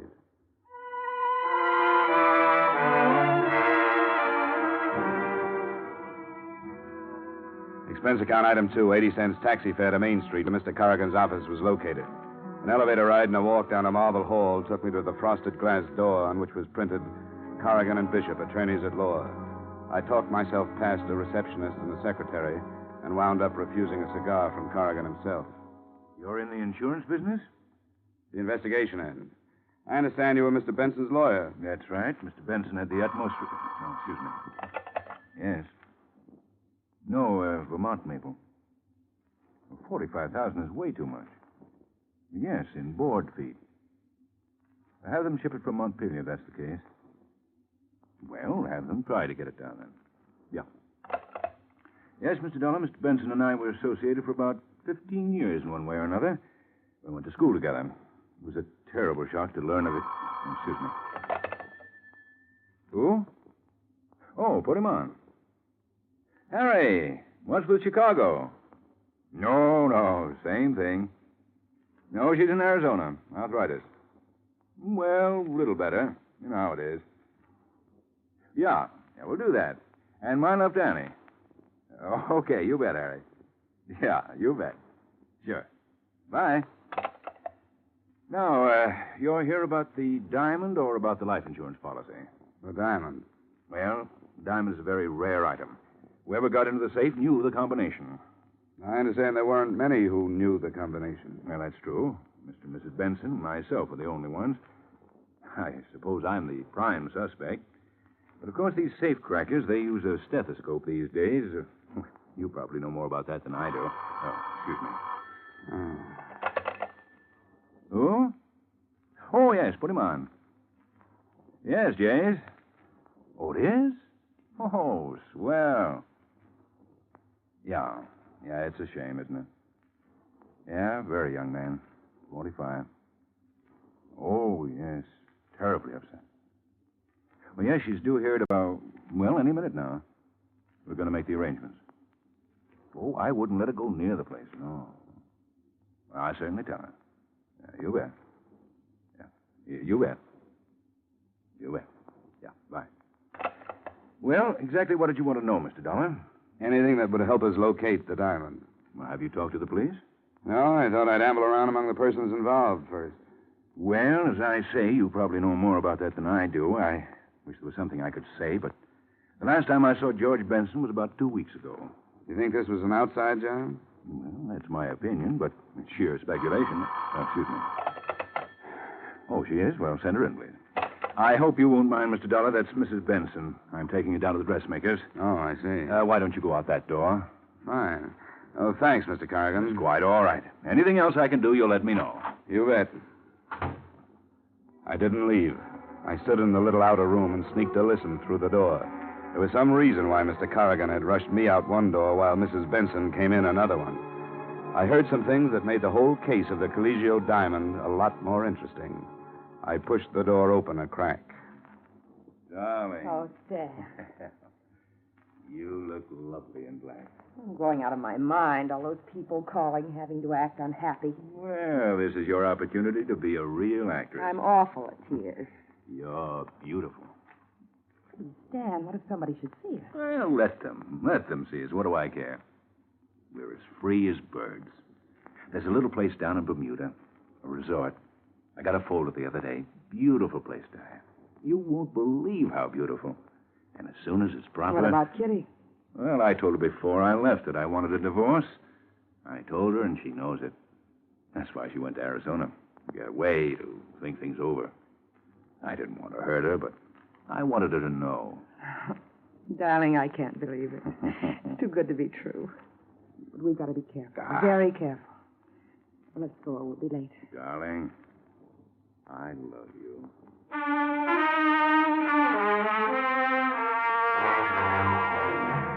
On that somewhat touching note, I quietly closed the office door, turned toward the door that would lead me out into the corridor, put my foot to a rough edge of carpet, and promptly fell flat on my face. This brought Corrigan running. I thought you were gone, Mr. Dollar. I thought so, too. Do you consider it quite ethical listening at keyholes? Didn't you know? Investigation is just a very polite word for snooping, Mr. Corrigan. Who is it, Stan? He's an insurance investigator. You heard everything? Not everything, Mrs. Benson. Just enough to tell me that black is not your color. No, it isn't. I loathe black. Ditto your husband. I tolerated my husband, Mr. Dollar. You don't have to explain anything to him, darling. He's just an insurance man. The police might be interested to know about this little relationship. There are a number of angles here. Could be that you and Mrs. Benson killed Mr. Benson and removed the diamond to make the whole thing look like robbery. Yes, Mr. Dollar, it could be. I welcome any police investigation. Fine, I'll go right over. Wait. I don't think right now would be quite the opportune time. Guilty or not guilty, I have a reputation. In the light of that corny love scene you two just played, I can't imagine why. Mr. Dollar. Sorry. Well, what do we do? All stand around embarrassed? Let's have it. Why did I get the Rush Act out of your office? Well, that's simple, Mr. Dollar. I was afraid that Diane would give away our relationship. He's right. I'm not a very good actress. When did this thing start? Must you know everything? I think so. About 7 years ago. The wool you were pulling over Benson's eyes must be pretty worn by now. We did nothing to be ashamed of. I resent this. I resent the whole thing. I don't think I want to tell you anything more, Mr. Dollar. I don't blame you. And you know, it's all kind of dull anyway. I'll go to the police. They'll probably have something much more interesting. Don't worry, Corrigan. I'm not going to breathe a word of this unless I feel it necessary.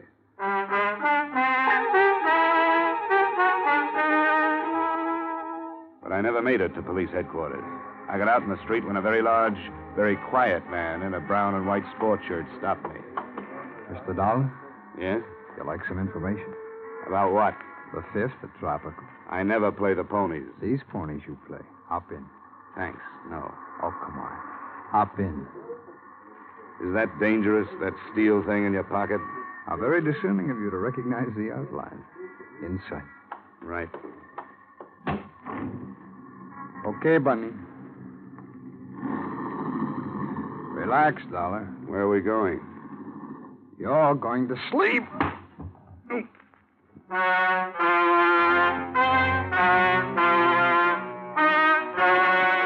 I awoke with a groan in my own apartment.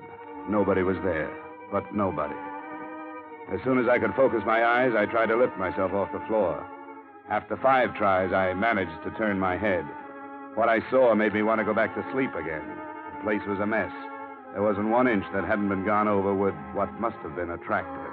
Every drawer in the place had been turned upside down. The problem was reaching the phone. It was all of 10 feet away, but it might have been 10 miles. I started to crawl. About halfway to it, I grabbed hold of the cord. I pulled the phone toward me until I got my hands on the receiver. Hello? Hello, Johnny? Hello? Hello? Johnny? Yeah, Johnny. Johnny, you sound awful. Yeah, I can understand it. Well, what'd you find out about the Caligio Diamond? You were right. About what? It's gone. Well, that's brilliant. Who took it? I don't know. Well, what are you doing to find out? Right now, I'm just lying around. Somebody gave me a tumble. Say, are you drunk? You better send a doctor. I think I'm going to pass out again. Johnny? Johnny? Hello? Johnny?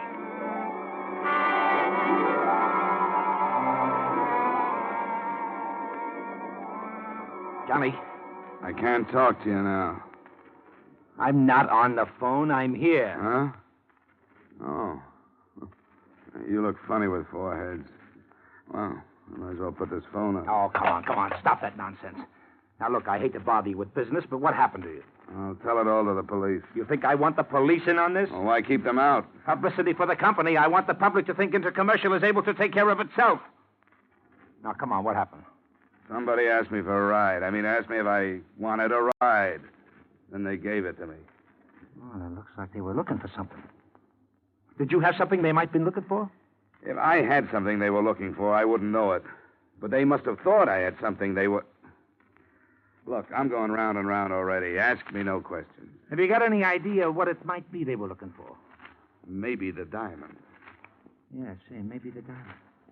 See, that's right. That could be. Now go away.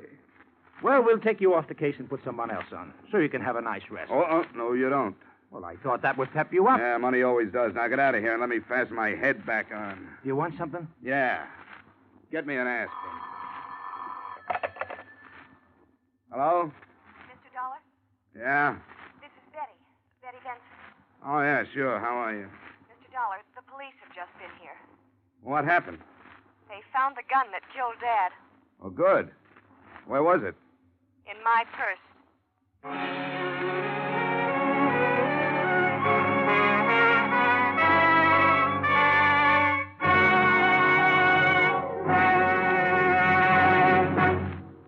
We will return to the second act of yours truly, Johnny Dollar, in just a moment. For an hour of rapid-fire entertainment, the show goes on. It's the show for you these Friday nights on most of these same CBS stations.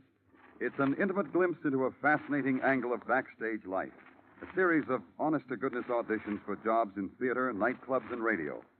The singers and comedians you hear are face-to-face with managers, agents, and bookers ready to hire them on the spot, take an option, or turn thumbs down. Be sure to hear The Show Goes On and its latest acts this Friday night. Now, with our star, Edmund O'Brien, we return to the second act of yours truly, Johnny Dollar.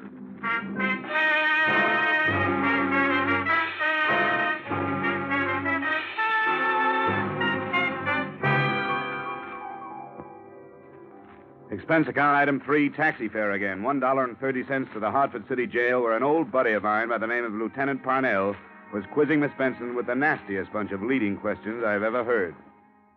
Now, why did you kill your father, Miss Benson? Oh, come on. We'll make it much easier for you if Hey, you'll only... hey, Parnell. Come on, give her a break. Oh, the insurance man. I wondered when you'd be over. Hey, what happened to your head? When I find out, I'll let you know. Don't let him talk you into a thing, Betty. Get a good lawyer. Well, for one thing, Corrigan is on his way over. For another, the best lawyer in the world couldn't do it any good. The gun had her prints all over it. Would I put a murder weapon in my purse with my fingerprints on it, Lieutenant? Now, would I? If you didn't have time to get rid of the gun, why not? You're getting woozy, Lieutenant. Why don't you take a break? They've got the Giants game on the radio out there. Why not go out and see how they're doing? No. I might miss something, Dolly. Maybe you can do better with it than I can. I'll just sit down over here and listen. All right, now, how's that? Fine. Okay, now, Betty. How did the gun get into your purse? I don't know, Mr. Dollar. The lieutenant was searching through my room and found this purse. And there it was. But I didn't carry that purse the night Dad was killed. I haven't used that purse in a long time. Somebody put the gun in there. Can you prove it? Well, no. Nobody saw you that evening, huh? Nobody but Bob. Bob, your boyfriend, huh? All right, now I've got the necessary papers. You leave her alone. Dollar, what are you doing here? I just came over to add to the confusion. Betty, are you all right? Hello, darling. I'm all right. Looks like Grand Central Station. Come on, Betty. We'll have you out of here in jig time. This is Bob Gorman, my fiancé, Mr. Dollar and Lieutenant Parnell. Hello, how are you? Yeah, that was nice. Like a Washington hostess. Now, let's try to wind this thing up. Mr. Corrigan, were you anywhere in the vicinity of the Benson home the night Mr. Benson was murdered? Absolutely not. Oh, yes, you were. You were visiting Betty's mother. That's a deliberate lie. I was nowhere near... I don't know why I'm submitting to intimidation from you, Gorman. Seems to be a little difference of opinion here, Lieutenant. Mm-hmm. You were quite a comfort to Mrs. Benson during the period of her bereavement, weren't you, Corrigan? I refuse to answer on the grounds that it might incriminate me. You're darn right it would incriminate you. The way you've been carrying on with Mrs. Benson, everybody knows about Bob. it. No, I'm going to get it off my chest. Betty's father was no sooner dead than he was hustling Mrs. Benson this place and that Why, place. you young... Temper, Mr. Corrigan. Let's save that for the jury. He can't make accusations like that. They aren't just accusations, Mr. Corrigan. They're true. Nobody had a better reason to kill Dad than you did. Love, huh? Say, anybody in this room happen to know where the Caligio Diamond is? No. Huh. I didn't think so. But if you'd Mr. like to know Corrigan, my I idea- perfectly well that... I just wanted to say goodbye. Okay, now go ahead. If Mr. you'd like to know Corrigan, who I perfectly think well is that the the man, only wait.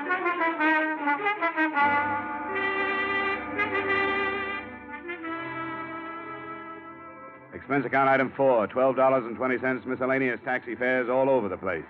I went on a little visit to Corrigan's apartment and found something of interest. A little slip of paper on which was written in the highest form of legal language, of course, I owe you $2,000, George Benson. I worked my way into Bob Gorman's apartment. There I found a bill from the Garant Detective Agency. Then to police headquarters again, where I found a picture of a man who was tall and thin and had a little, well-trimmed mustache.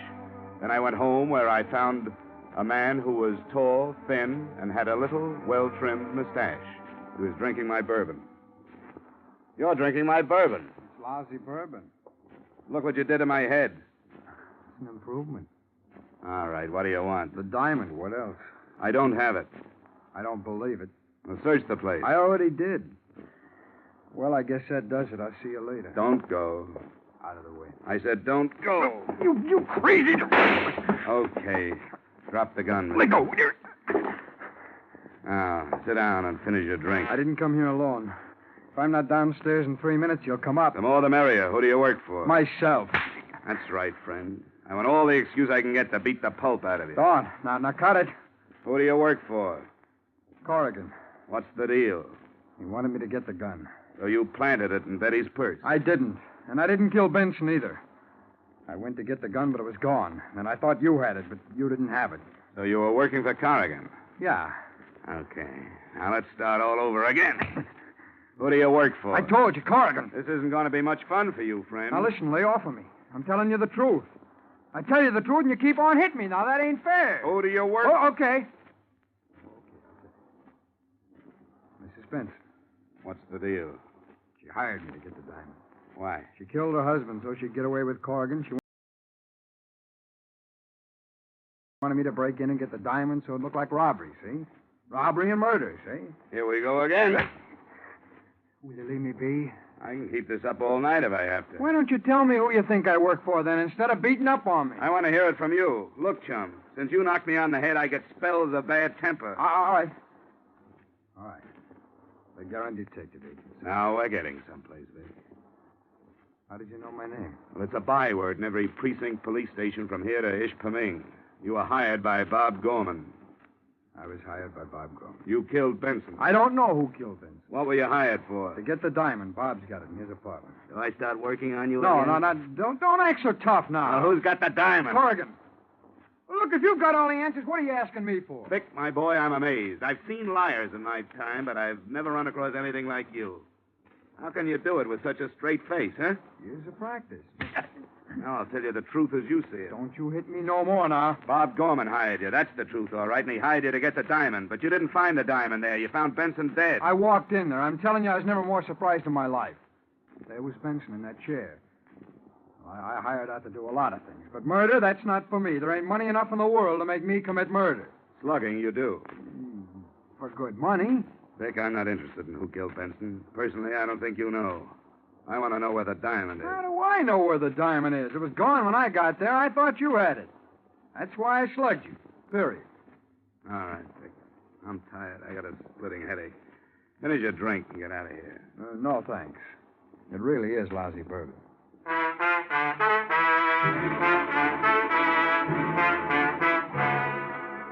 Things were as dark as ever. Vic was no help. I knew Bob hired him, but that was all I knew. The next stop seemed to me to be Bob himself. I called him and told him to come over. He was very accommodating. A half hour later, he was tapping gently at my door. Hello, Mr. Dollar. Come on in. Don't mind the dirty glass on the table there. I just got through entertaining one of your employees. One of my employees? I believe he said his name was Vic. Vic Hastings. Never heard of him. Come on, Bob. You can be yourself with me. Vic talked to me like a brother. I never heard of it. You may not be conscious of it, Bob, but you're in plenty of trouble. The police are looking for the diamond, and they're sure whoever has the diamond killed Mr. Benson. I'm just an insurance investigator. I have nothing to do with the police department. All right, Mr. Dollar, I did hire Vic Hastings. I sent him after the diamond. He thought I had it. Yes. When he found out you didn't, he came back and threatened me. He wanted money. I didn't have any, but I told him I'd give him a cut when I got it. Is this a regular business of yours, stealing diamonds? Look, Mr. Dollar, I didn't kill Mr. Benson. I didn't ask you that. I asked you about the diamond. I heard about the diamond when Mr. Benson bought it. I had to have it. I wasn't going to sell it, not then. I just wanted it. I crashed a party at the Benson house about 4 or 5 months ago. I met Betty, and I started to date her. That's as good a way as any. Oh, you've got it wrong, Mr. Dollar. Sure, I wanted to get at the diamond. That's why I started taking Betty out. But things are different. I love her. We want to get married. Very sweet. Only you didn't hire Vic to get the diamond 4 or 5 months ago, Gorman. So get that pleading look out of your eyes. You don't do a thing to me. You're not going to the police. Put it down, Gorman. Stay where you are. Don't try to follow me or I'll blow your head off. So long, Dollar.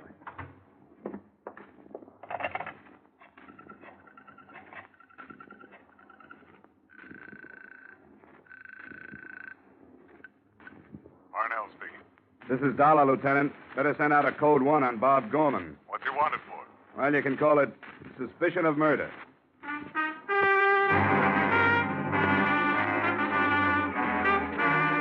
Expense account item 5, 120 taxi fare to the Benson home. I found Mrs. Benson in a sad state upstairs due to her husband's death and her daughter's incarceration.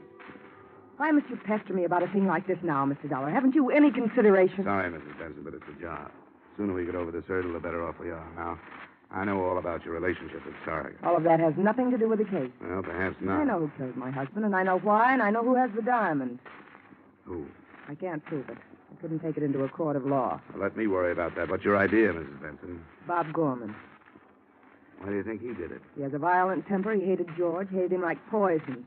George never wanted him to marry Betty. Sorry, that motive doesn't click with me. Now, let me tell you who killed your husband. You and Corrigan. How dare you? You wanted to get rid of him. You two were the only ones who knew the combination of the safe. You took the diamond and killed Benson. Why, you... And you planted a gun in Betty's purse. Do you mean to suggest that I would try to make my own daughter out to be a murderess? That's just what you hoped the police would think. That if anybody were framing your daughter, it wouldn't be you. You knew the police would clear Betty because she was nowhere near the house when the murder occurred. And you thought they'd assume that Bob Gorman planted the gun in Betty's purse. That's a lie. Come on, Mrs. Benson.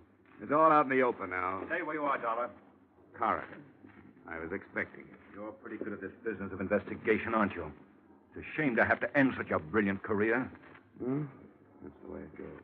Here today, gone tomorrow. You aren't going to mess up Mrs. Benson's pretty bedroom, are you? Not at all. We'll just go out the back way. Open the door, Dollar. Glad to. After you. He's all right, Mrs. Benson. Come on, get up, Corrigan. The lieutenant is waiting.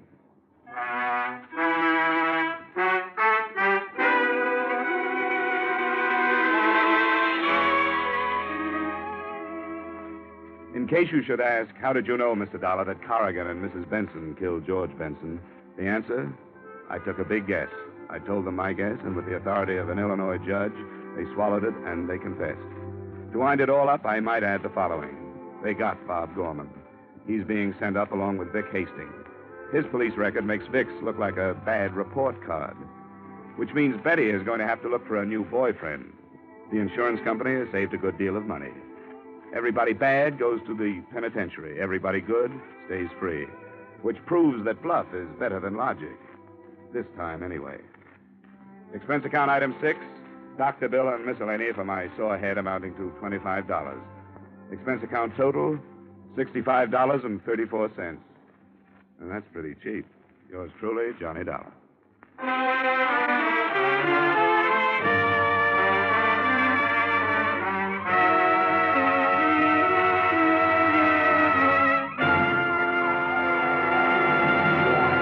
Yours truly, Johnny Dollar, stars Edmund O'Brien in the title role. Is written by Gil Dowd and David Ellis, with music composed and conducted by Leith Stevens. Edmund O'Brien can soon be seen in the Columbia Pictures production 711 Ocean Drive. Featured in our cast this evening were Wally Mayer, Jane Webb, Bill Johnstone, Virginia Gregg, Stacey Harris, Bill Boucher, and Harry Bartell. Yours truly, Johnny Dollar, is produced and directed by Jaime Del Valle.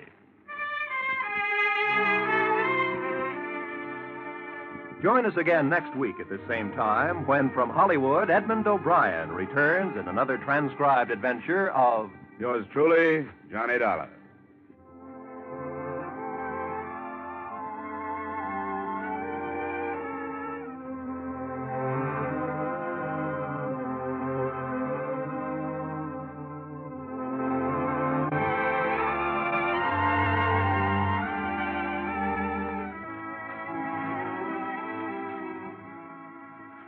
Crime goes down for the count on Friday night with two of CBS's top thrillers. Broadway is My Beat and Up for Parole, heard over most of these same CBS stations. The Gay White Way is the scene for many an exciting criminal chase with Danny Clover on Broadway is My Beat. From the actual files of parole boards across America come the stories of men and women who are up for parole. For a thrill and a chill, Broadway is My Beat and Up for Parole, fill the bill.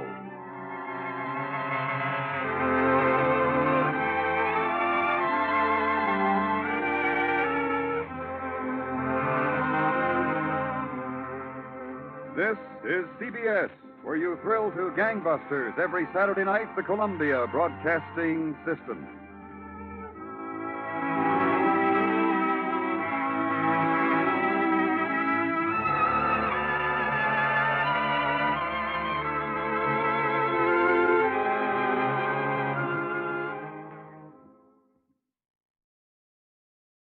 For your enjoyment, Wrigley's Spearmint Chewing Gum presents from Hollywood Edmund O'Brien as Johnny Dollar. Good evening. This is Mr. Snell, secretary. Oh, sure. Hi.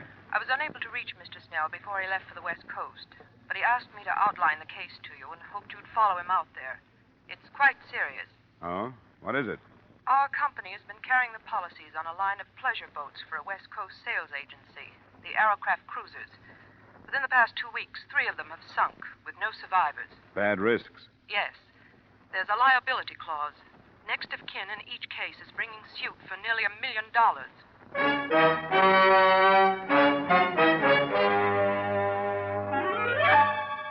Edmund O'Brien in another adventure of the man with the action-packed expense account.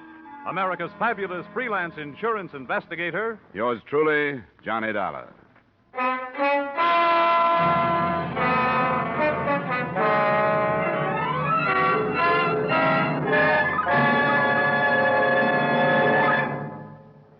To make every day more enjoyable, treat yourself often to refreshing, delicious Wrigley's Spearmint Chewing Gum.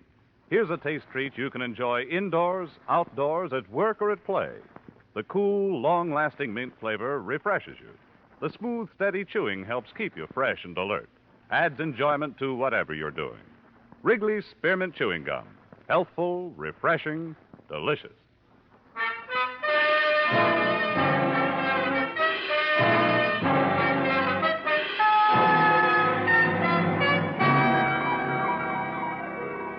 Expense account submitted by Special Investigator Johnny Dollar to Home Office, Grand East Life and Liability Insurance Company, Hartford, Connecticut. The following is an accounting of my expenditures during assignment to Millard Snell of your legal department on the investigation of the Arrowcraft matter. Expense account item 1, $275 air travel Hartford to Los Angeles and rented car travel from Los Angeles to Newport Beach and the heart of the trouble.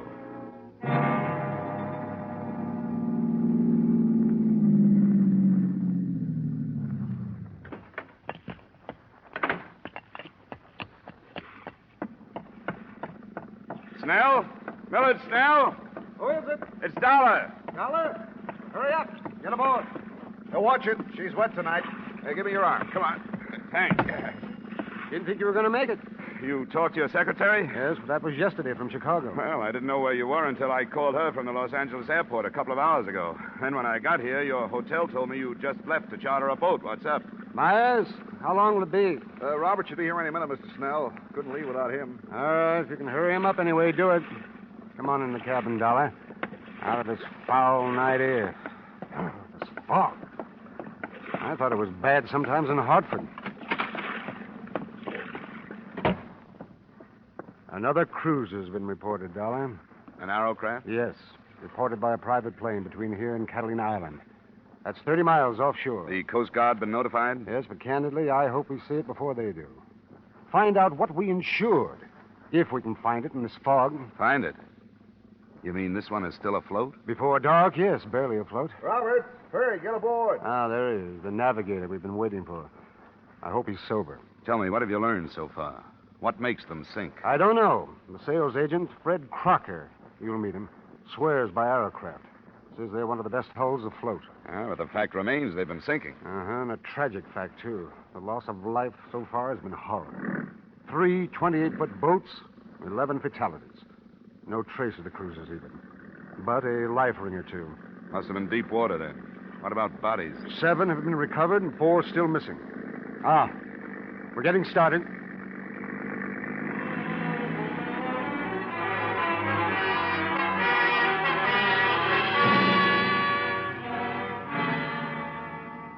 It was 10 p.m. when we left the quiet resort village, and it was dawn when we saw in the fog what we had been unable to find during a whole night of searching. The Arrowcraft, without sign of life, was almost entirely awash, bow down in the channel swell.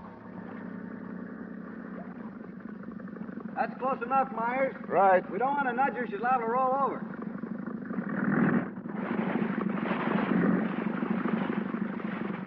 Well, here we are, but there's nothing we can do about her. How she stays up is beyond me. Any chance of towing it in? Not in that shape. Give her any weight, she'll just take more water and go down. Can you put me aboard? If you want to go, I can put you there, but I don't know what your weight is going to do. She's ready to roll. What do you think, Roberts? Oh, we'll put him over the stern. That shouldn't upset her. We'd better get some of those clothes off, Dollar, while we swing around. All right. You think it's worth it? You're going aboard? Worth it? I'm not going for a night like that without having a look at it. Gives me the creeps. The thing awash like that. Looks dead. Yeah, too dead. Why isn't there anyone aboard? Why isn't somebody hanging onto the side? Okay, Dollar, we'll move into it now. I'm ready. You get back there on the transom. That's it. Right there. I'll swing you right into it. Right.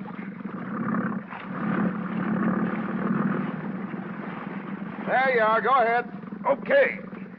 Hey, get off the gunwale. And stay amidships. Don't get to either side. She'll roll. I'm all right. Anything there? Yeah. Yeah, there's something here. There's a girl in the cabin.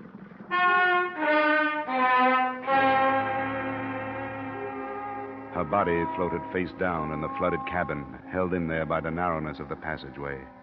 After an unpleasant and ticklish 15 minutes, she was lifted aboard the other boat by 3 suddenly silent men. There was little else I could do on the derelict but memorize the name and address on the certificate of ownership.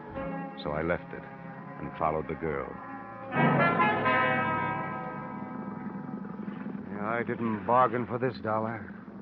It doesn't bother me to read about 11 of them, but this girl, why, she can't be over 18. Yeah, I noticed.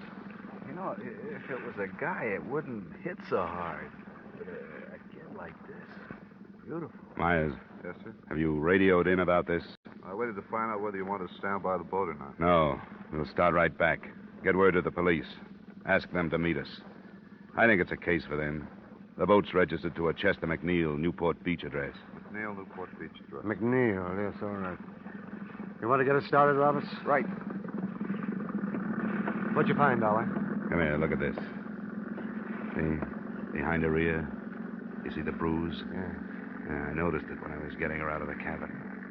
She'd been slugged? She could have been. There's long black hair. You see here? The water's ruined most of it, but there's still part of a braid. It could have been a hard blow, one that might have killed a man, but her braid might have softened it. I'm looking for an answer to why she was on that boat, alone and dead.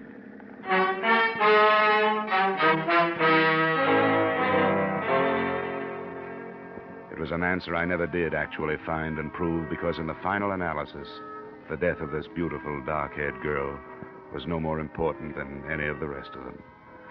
She was taken to the county morgue, and after making my formal statement to the police and giving them my informal theories, I followed her there.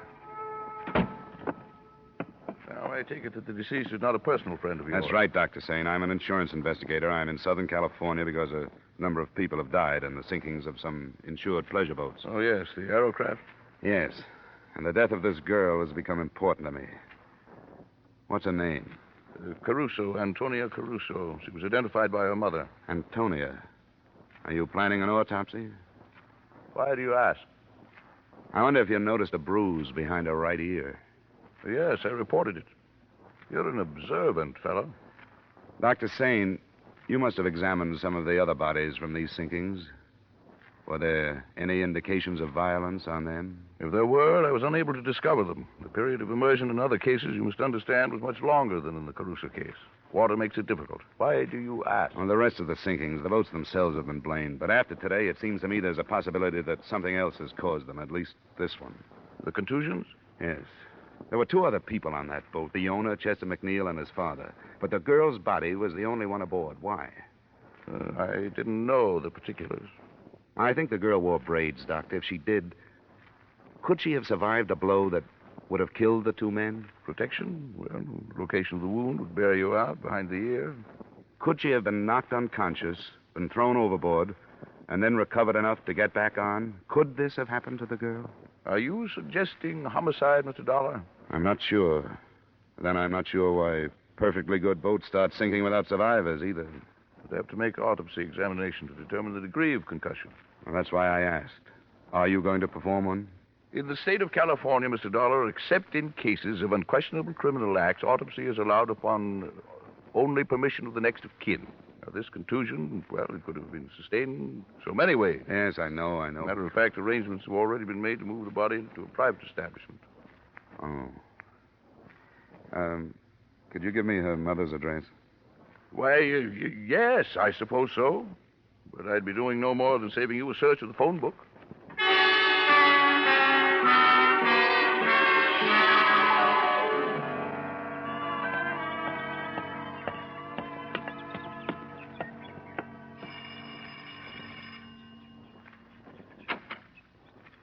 What is it you want? Mrs. Caruso, I'm the man that found your daughter.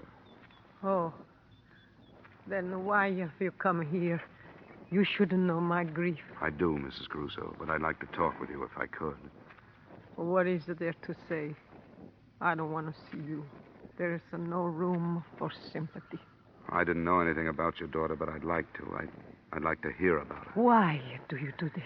Because I don't think her death was accidental. Oh, go away.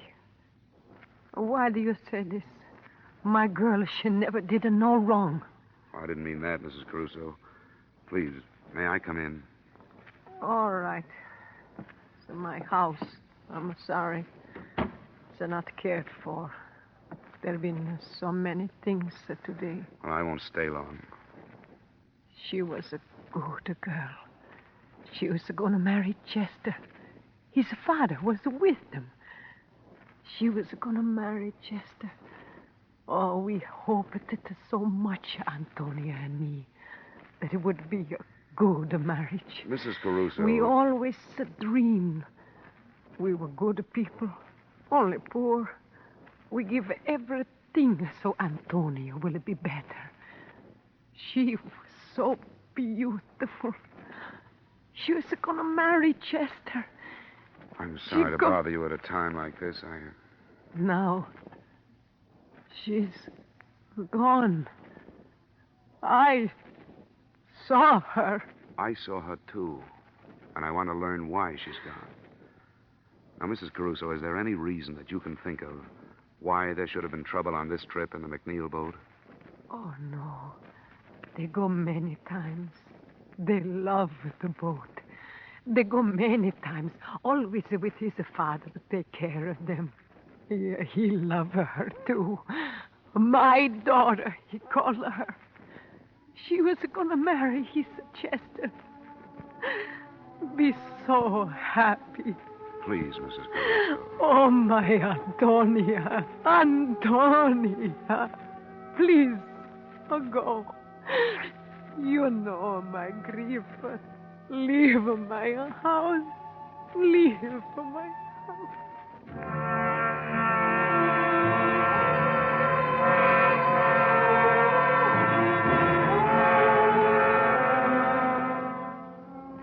I left her house and drove back to Millard Snell's hotel. It was 7 p.m., and I hoped we could get to Crocker, the West Coast agent for Arrowcraft, before the night was out. But I found Snell white-faced when I opened the door and too anxious to show me the front page of the evening paper. I didn't know where to find you, Dollar. For what? And you haven't heard. Fred Crocker, the Arrowcraft agent. He was killed this afternoon. How? It says traffic, hit-and-run victim. But I don't believe it. Look at this.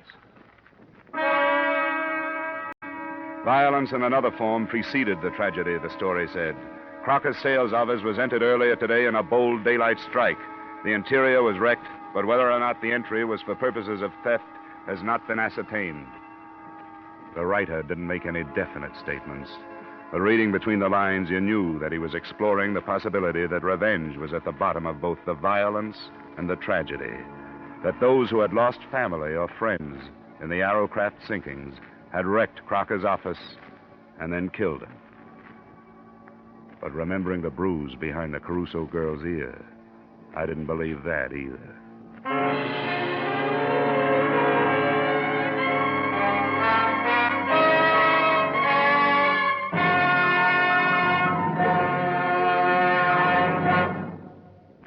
To make every day more enjoyable, treat yourself often to refreshing, delicious Wrigley's Spearmint Chewing Gum. The lively, full-bodied, real mint flavor cools your mouth, moistens your throat, freshens your taste. And the chewing itself gives you a little lift, helps you keep going at your best. So for real chewing enjoyment that's refreshing and long-lasting, always keep Wrigley's Spearmint Chewing Gum handy. Healthful, delicious, Wrigley's Spearmint Gum will make every day more enjoyable. And now, with our star, Edmund O'Brien, we return you to the second act of Yours Truly, Johnny Dollar.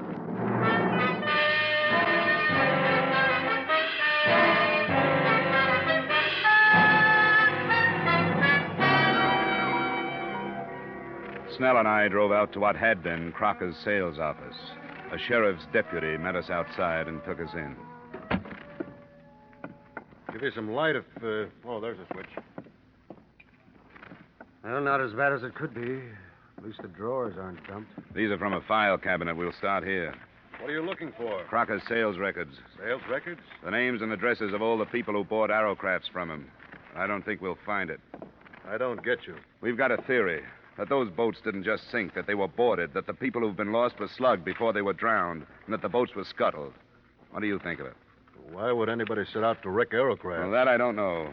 Probably because they're linked to something important. Maybe something or somebody is on an Arrowcraft and somebody else doesn't know which one. Here's the sales folder, Dollar. It's empty, all right. Sure it is. That gives them the location of every Arrowcraft between here and San Diego. Sheriff, nobody has said where Crocker was when this place was entered. They don't know yet. You got a theory? Yeah. That he was here. Yeah, that after the list of names and addresses was taken, he was dragged out of here and killed with a car for the same reason the others have been killed. Because alive, they might have been identifying witnesses. Well, they say everybody's got a right to his own opinion, but that's too crazy for me. Well, I don't blame you. It's too crazy for anybody. Maybe so crazy it'll never be cleared up.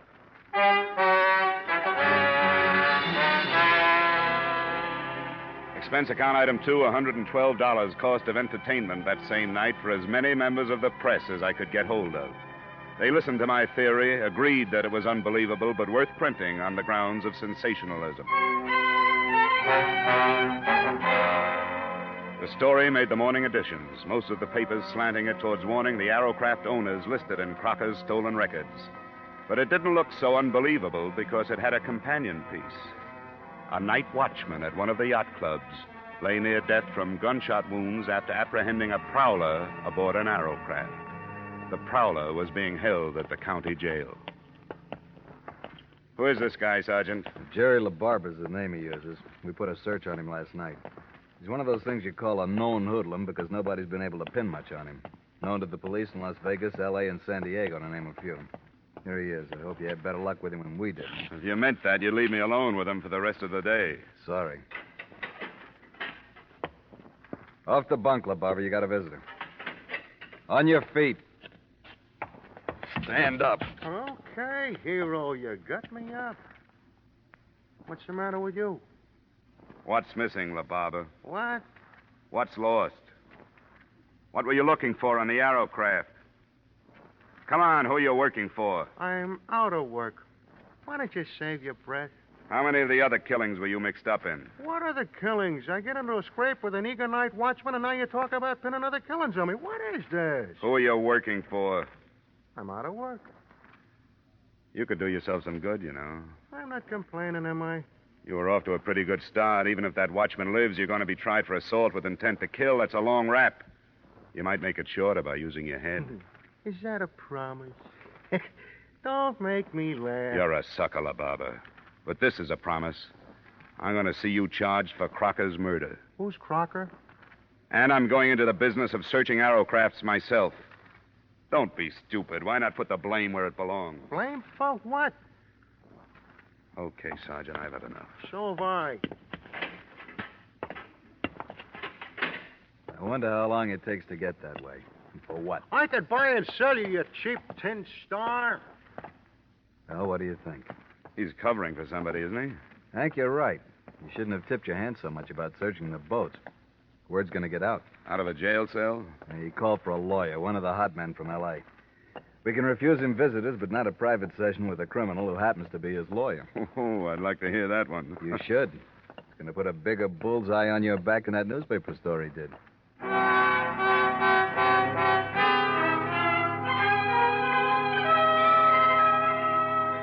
There was no trouble that day, and no progress. We had time to contact 2 Arrowcraft owners that afternoon and went aboard their boats. Nothing came of it but a feeling of frustration because we didn't know what we were looking for, how large or small it was, whether to empty fire extinguishers or break open batteries. That night, the news broke that the night watchman had died of his wounds. Snell and I made an attempt at eating dinner and took a bottle of cognac to my room to see what it could do. The phone call came at 9:30. Hello? Hello? Well, this is Dollar speaking. Who's this? I'm in a phone booth, so don't bother trying to trace this call. It's about the boat trouble. All right. What about it? Not over the phone. You have to come up here. Where do I meet you? I've got to be careful. You'll know why when I talk to you. You have to come alone. What else? There's a place called Leeds Bar. It's on Long Beach Boulevard, 3 blocks up from the beach. You'll see the sign. I'll find it. You can make it in an hour. But you've got to be alone. I will be. All right. 11:15. What was that? Some girl says she wants to talk about the Arrowcrafts. Wants me to meet her in Long Beach. Don't be ridiculous. You're not going. Somebody has to do something. Nothing as foolhardy as this. You've been expecting them to make a move. Here it is. You don't for a minute think she's telling the truth. I won't find out sitting here swilling brandy with you. I wasted 10 minutes in Newport circling through alleys and side streets to shake any tail that might have been put on me. And then I headed up the Coast Highway. At exactly 10:45, I was ordering a drink in Leeds Bar. It arrived simultaneously with a metallic nudge in the ribs from a man who had taken the stool on my right. Drink it, Dollar. We've got to go. I was supposed to get a message from a girl. You've had it. Come on, drink up. All right. Now leave. I'll meet you outside the door. Do I get to talk with this girl? She's outside. Okay.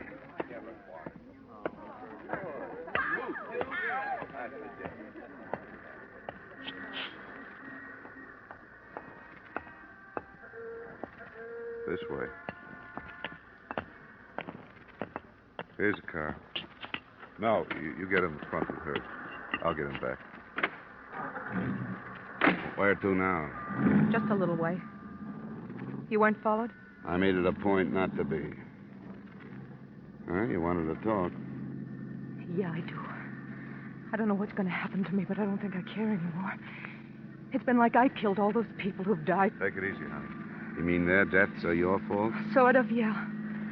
I mean, I could have stopped it, but I was afraid to because one of his men would have killed me. And I thought he'd stop before this. Hey, what do you mean? Hey, watch what you're going. You better stop, Gwen. This is as good a place as any. Yeah.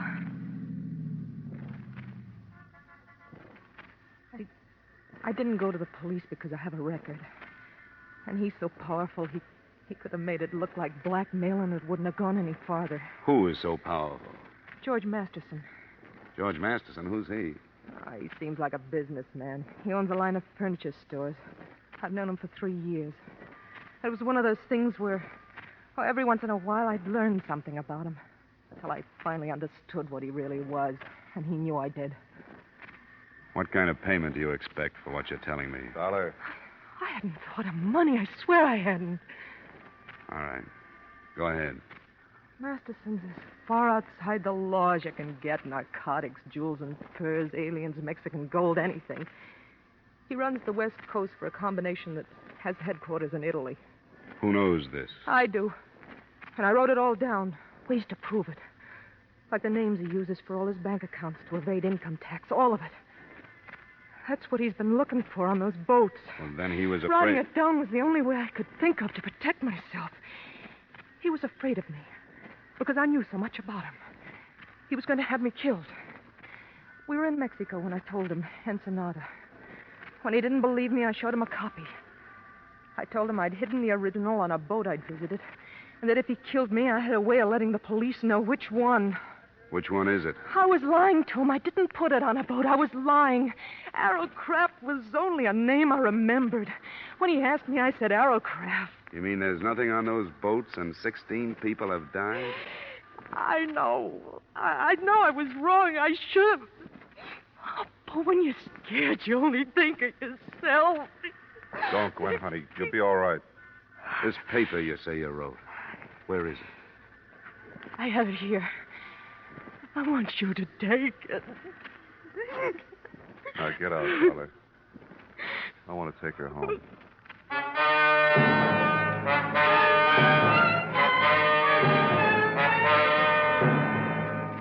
I didn't fully believe her until I had finished reading her denunciation of George Masterson after they'd left me. But by the end of it, I knew that in my hands was the hottest document in California. I knew that hundreds of rotten lives could be crumbled and millions of dollars in criminal traffic could be stopped. And it did away with the possibility of any suit against Arrowcraft or your company. But it wasn't enough. I should have gone to the authorities with it then. Instead, I took a room for the night and mailed it to the FBI in the morning. Then I went after Masterson. I found him in a plush office in one of his furniture stores. Here. Just a moment, sir. You can't go in there. Miss Masterson... What's the meaning of this? You're announced before you get in here. Not this morning, Masterson. I'm sorry, sir. Get somebody to throw this man out. What's the matter with you? Who are you? Johnny Dollar, working on the Arrowcraft sinkings. Gwen Thomas. I've read her statement. I don't know what you're talking about. About 16 deaths. The FBI can have you for the rest. But I want you for those 16 deaths. Get away from me. Get away from you! Stay away from me. Get up! Oh, listen to me.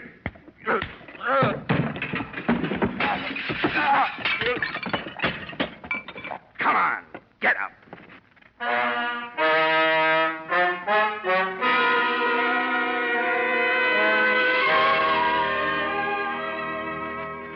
As far as I was concerned, that was it. The girl was placed under protective custody by the FBI and the district attorney, who had worked out 75 counts on Masterson's indictment before I left. It's too bad that all of the next of kin of the 16 dead can't sit in the jury box. Expense account item 3, same as item 1. Expense account total, $940.20. Yours truly, Johnny Dollar.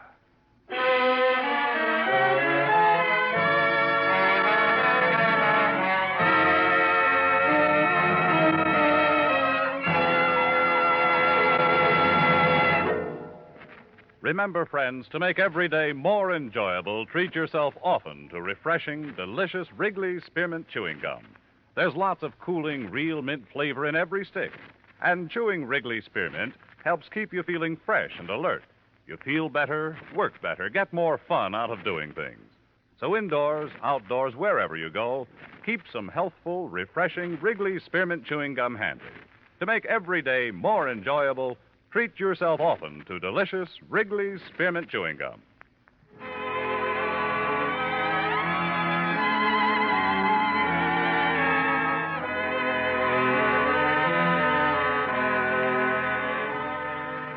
Yours truly, Johnny Dollar, stars Edmund O'Brien in the title role and is written by Gil Dowd and David Ellis, with music composed and conducted by Leith Stevens.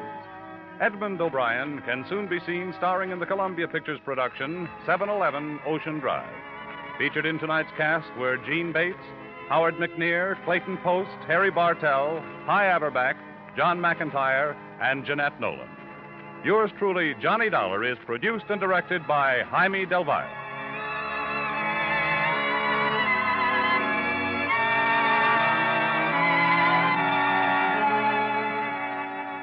The makers of Wrigley Spearmint Chewing Gum invite you to join us next week at this same time when, from Hollywood, Edmund O'Brien returns in another adventure of Yours truly, Johnny Dollar.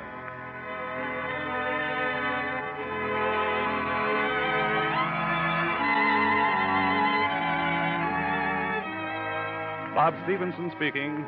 This is CBS, the Columbia Broadcasting System.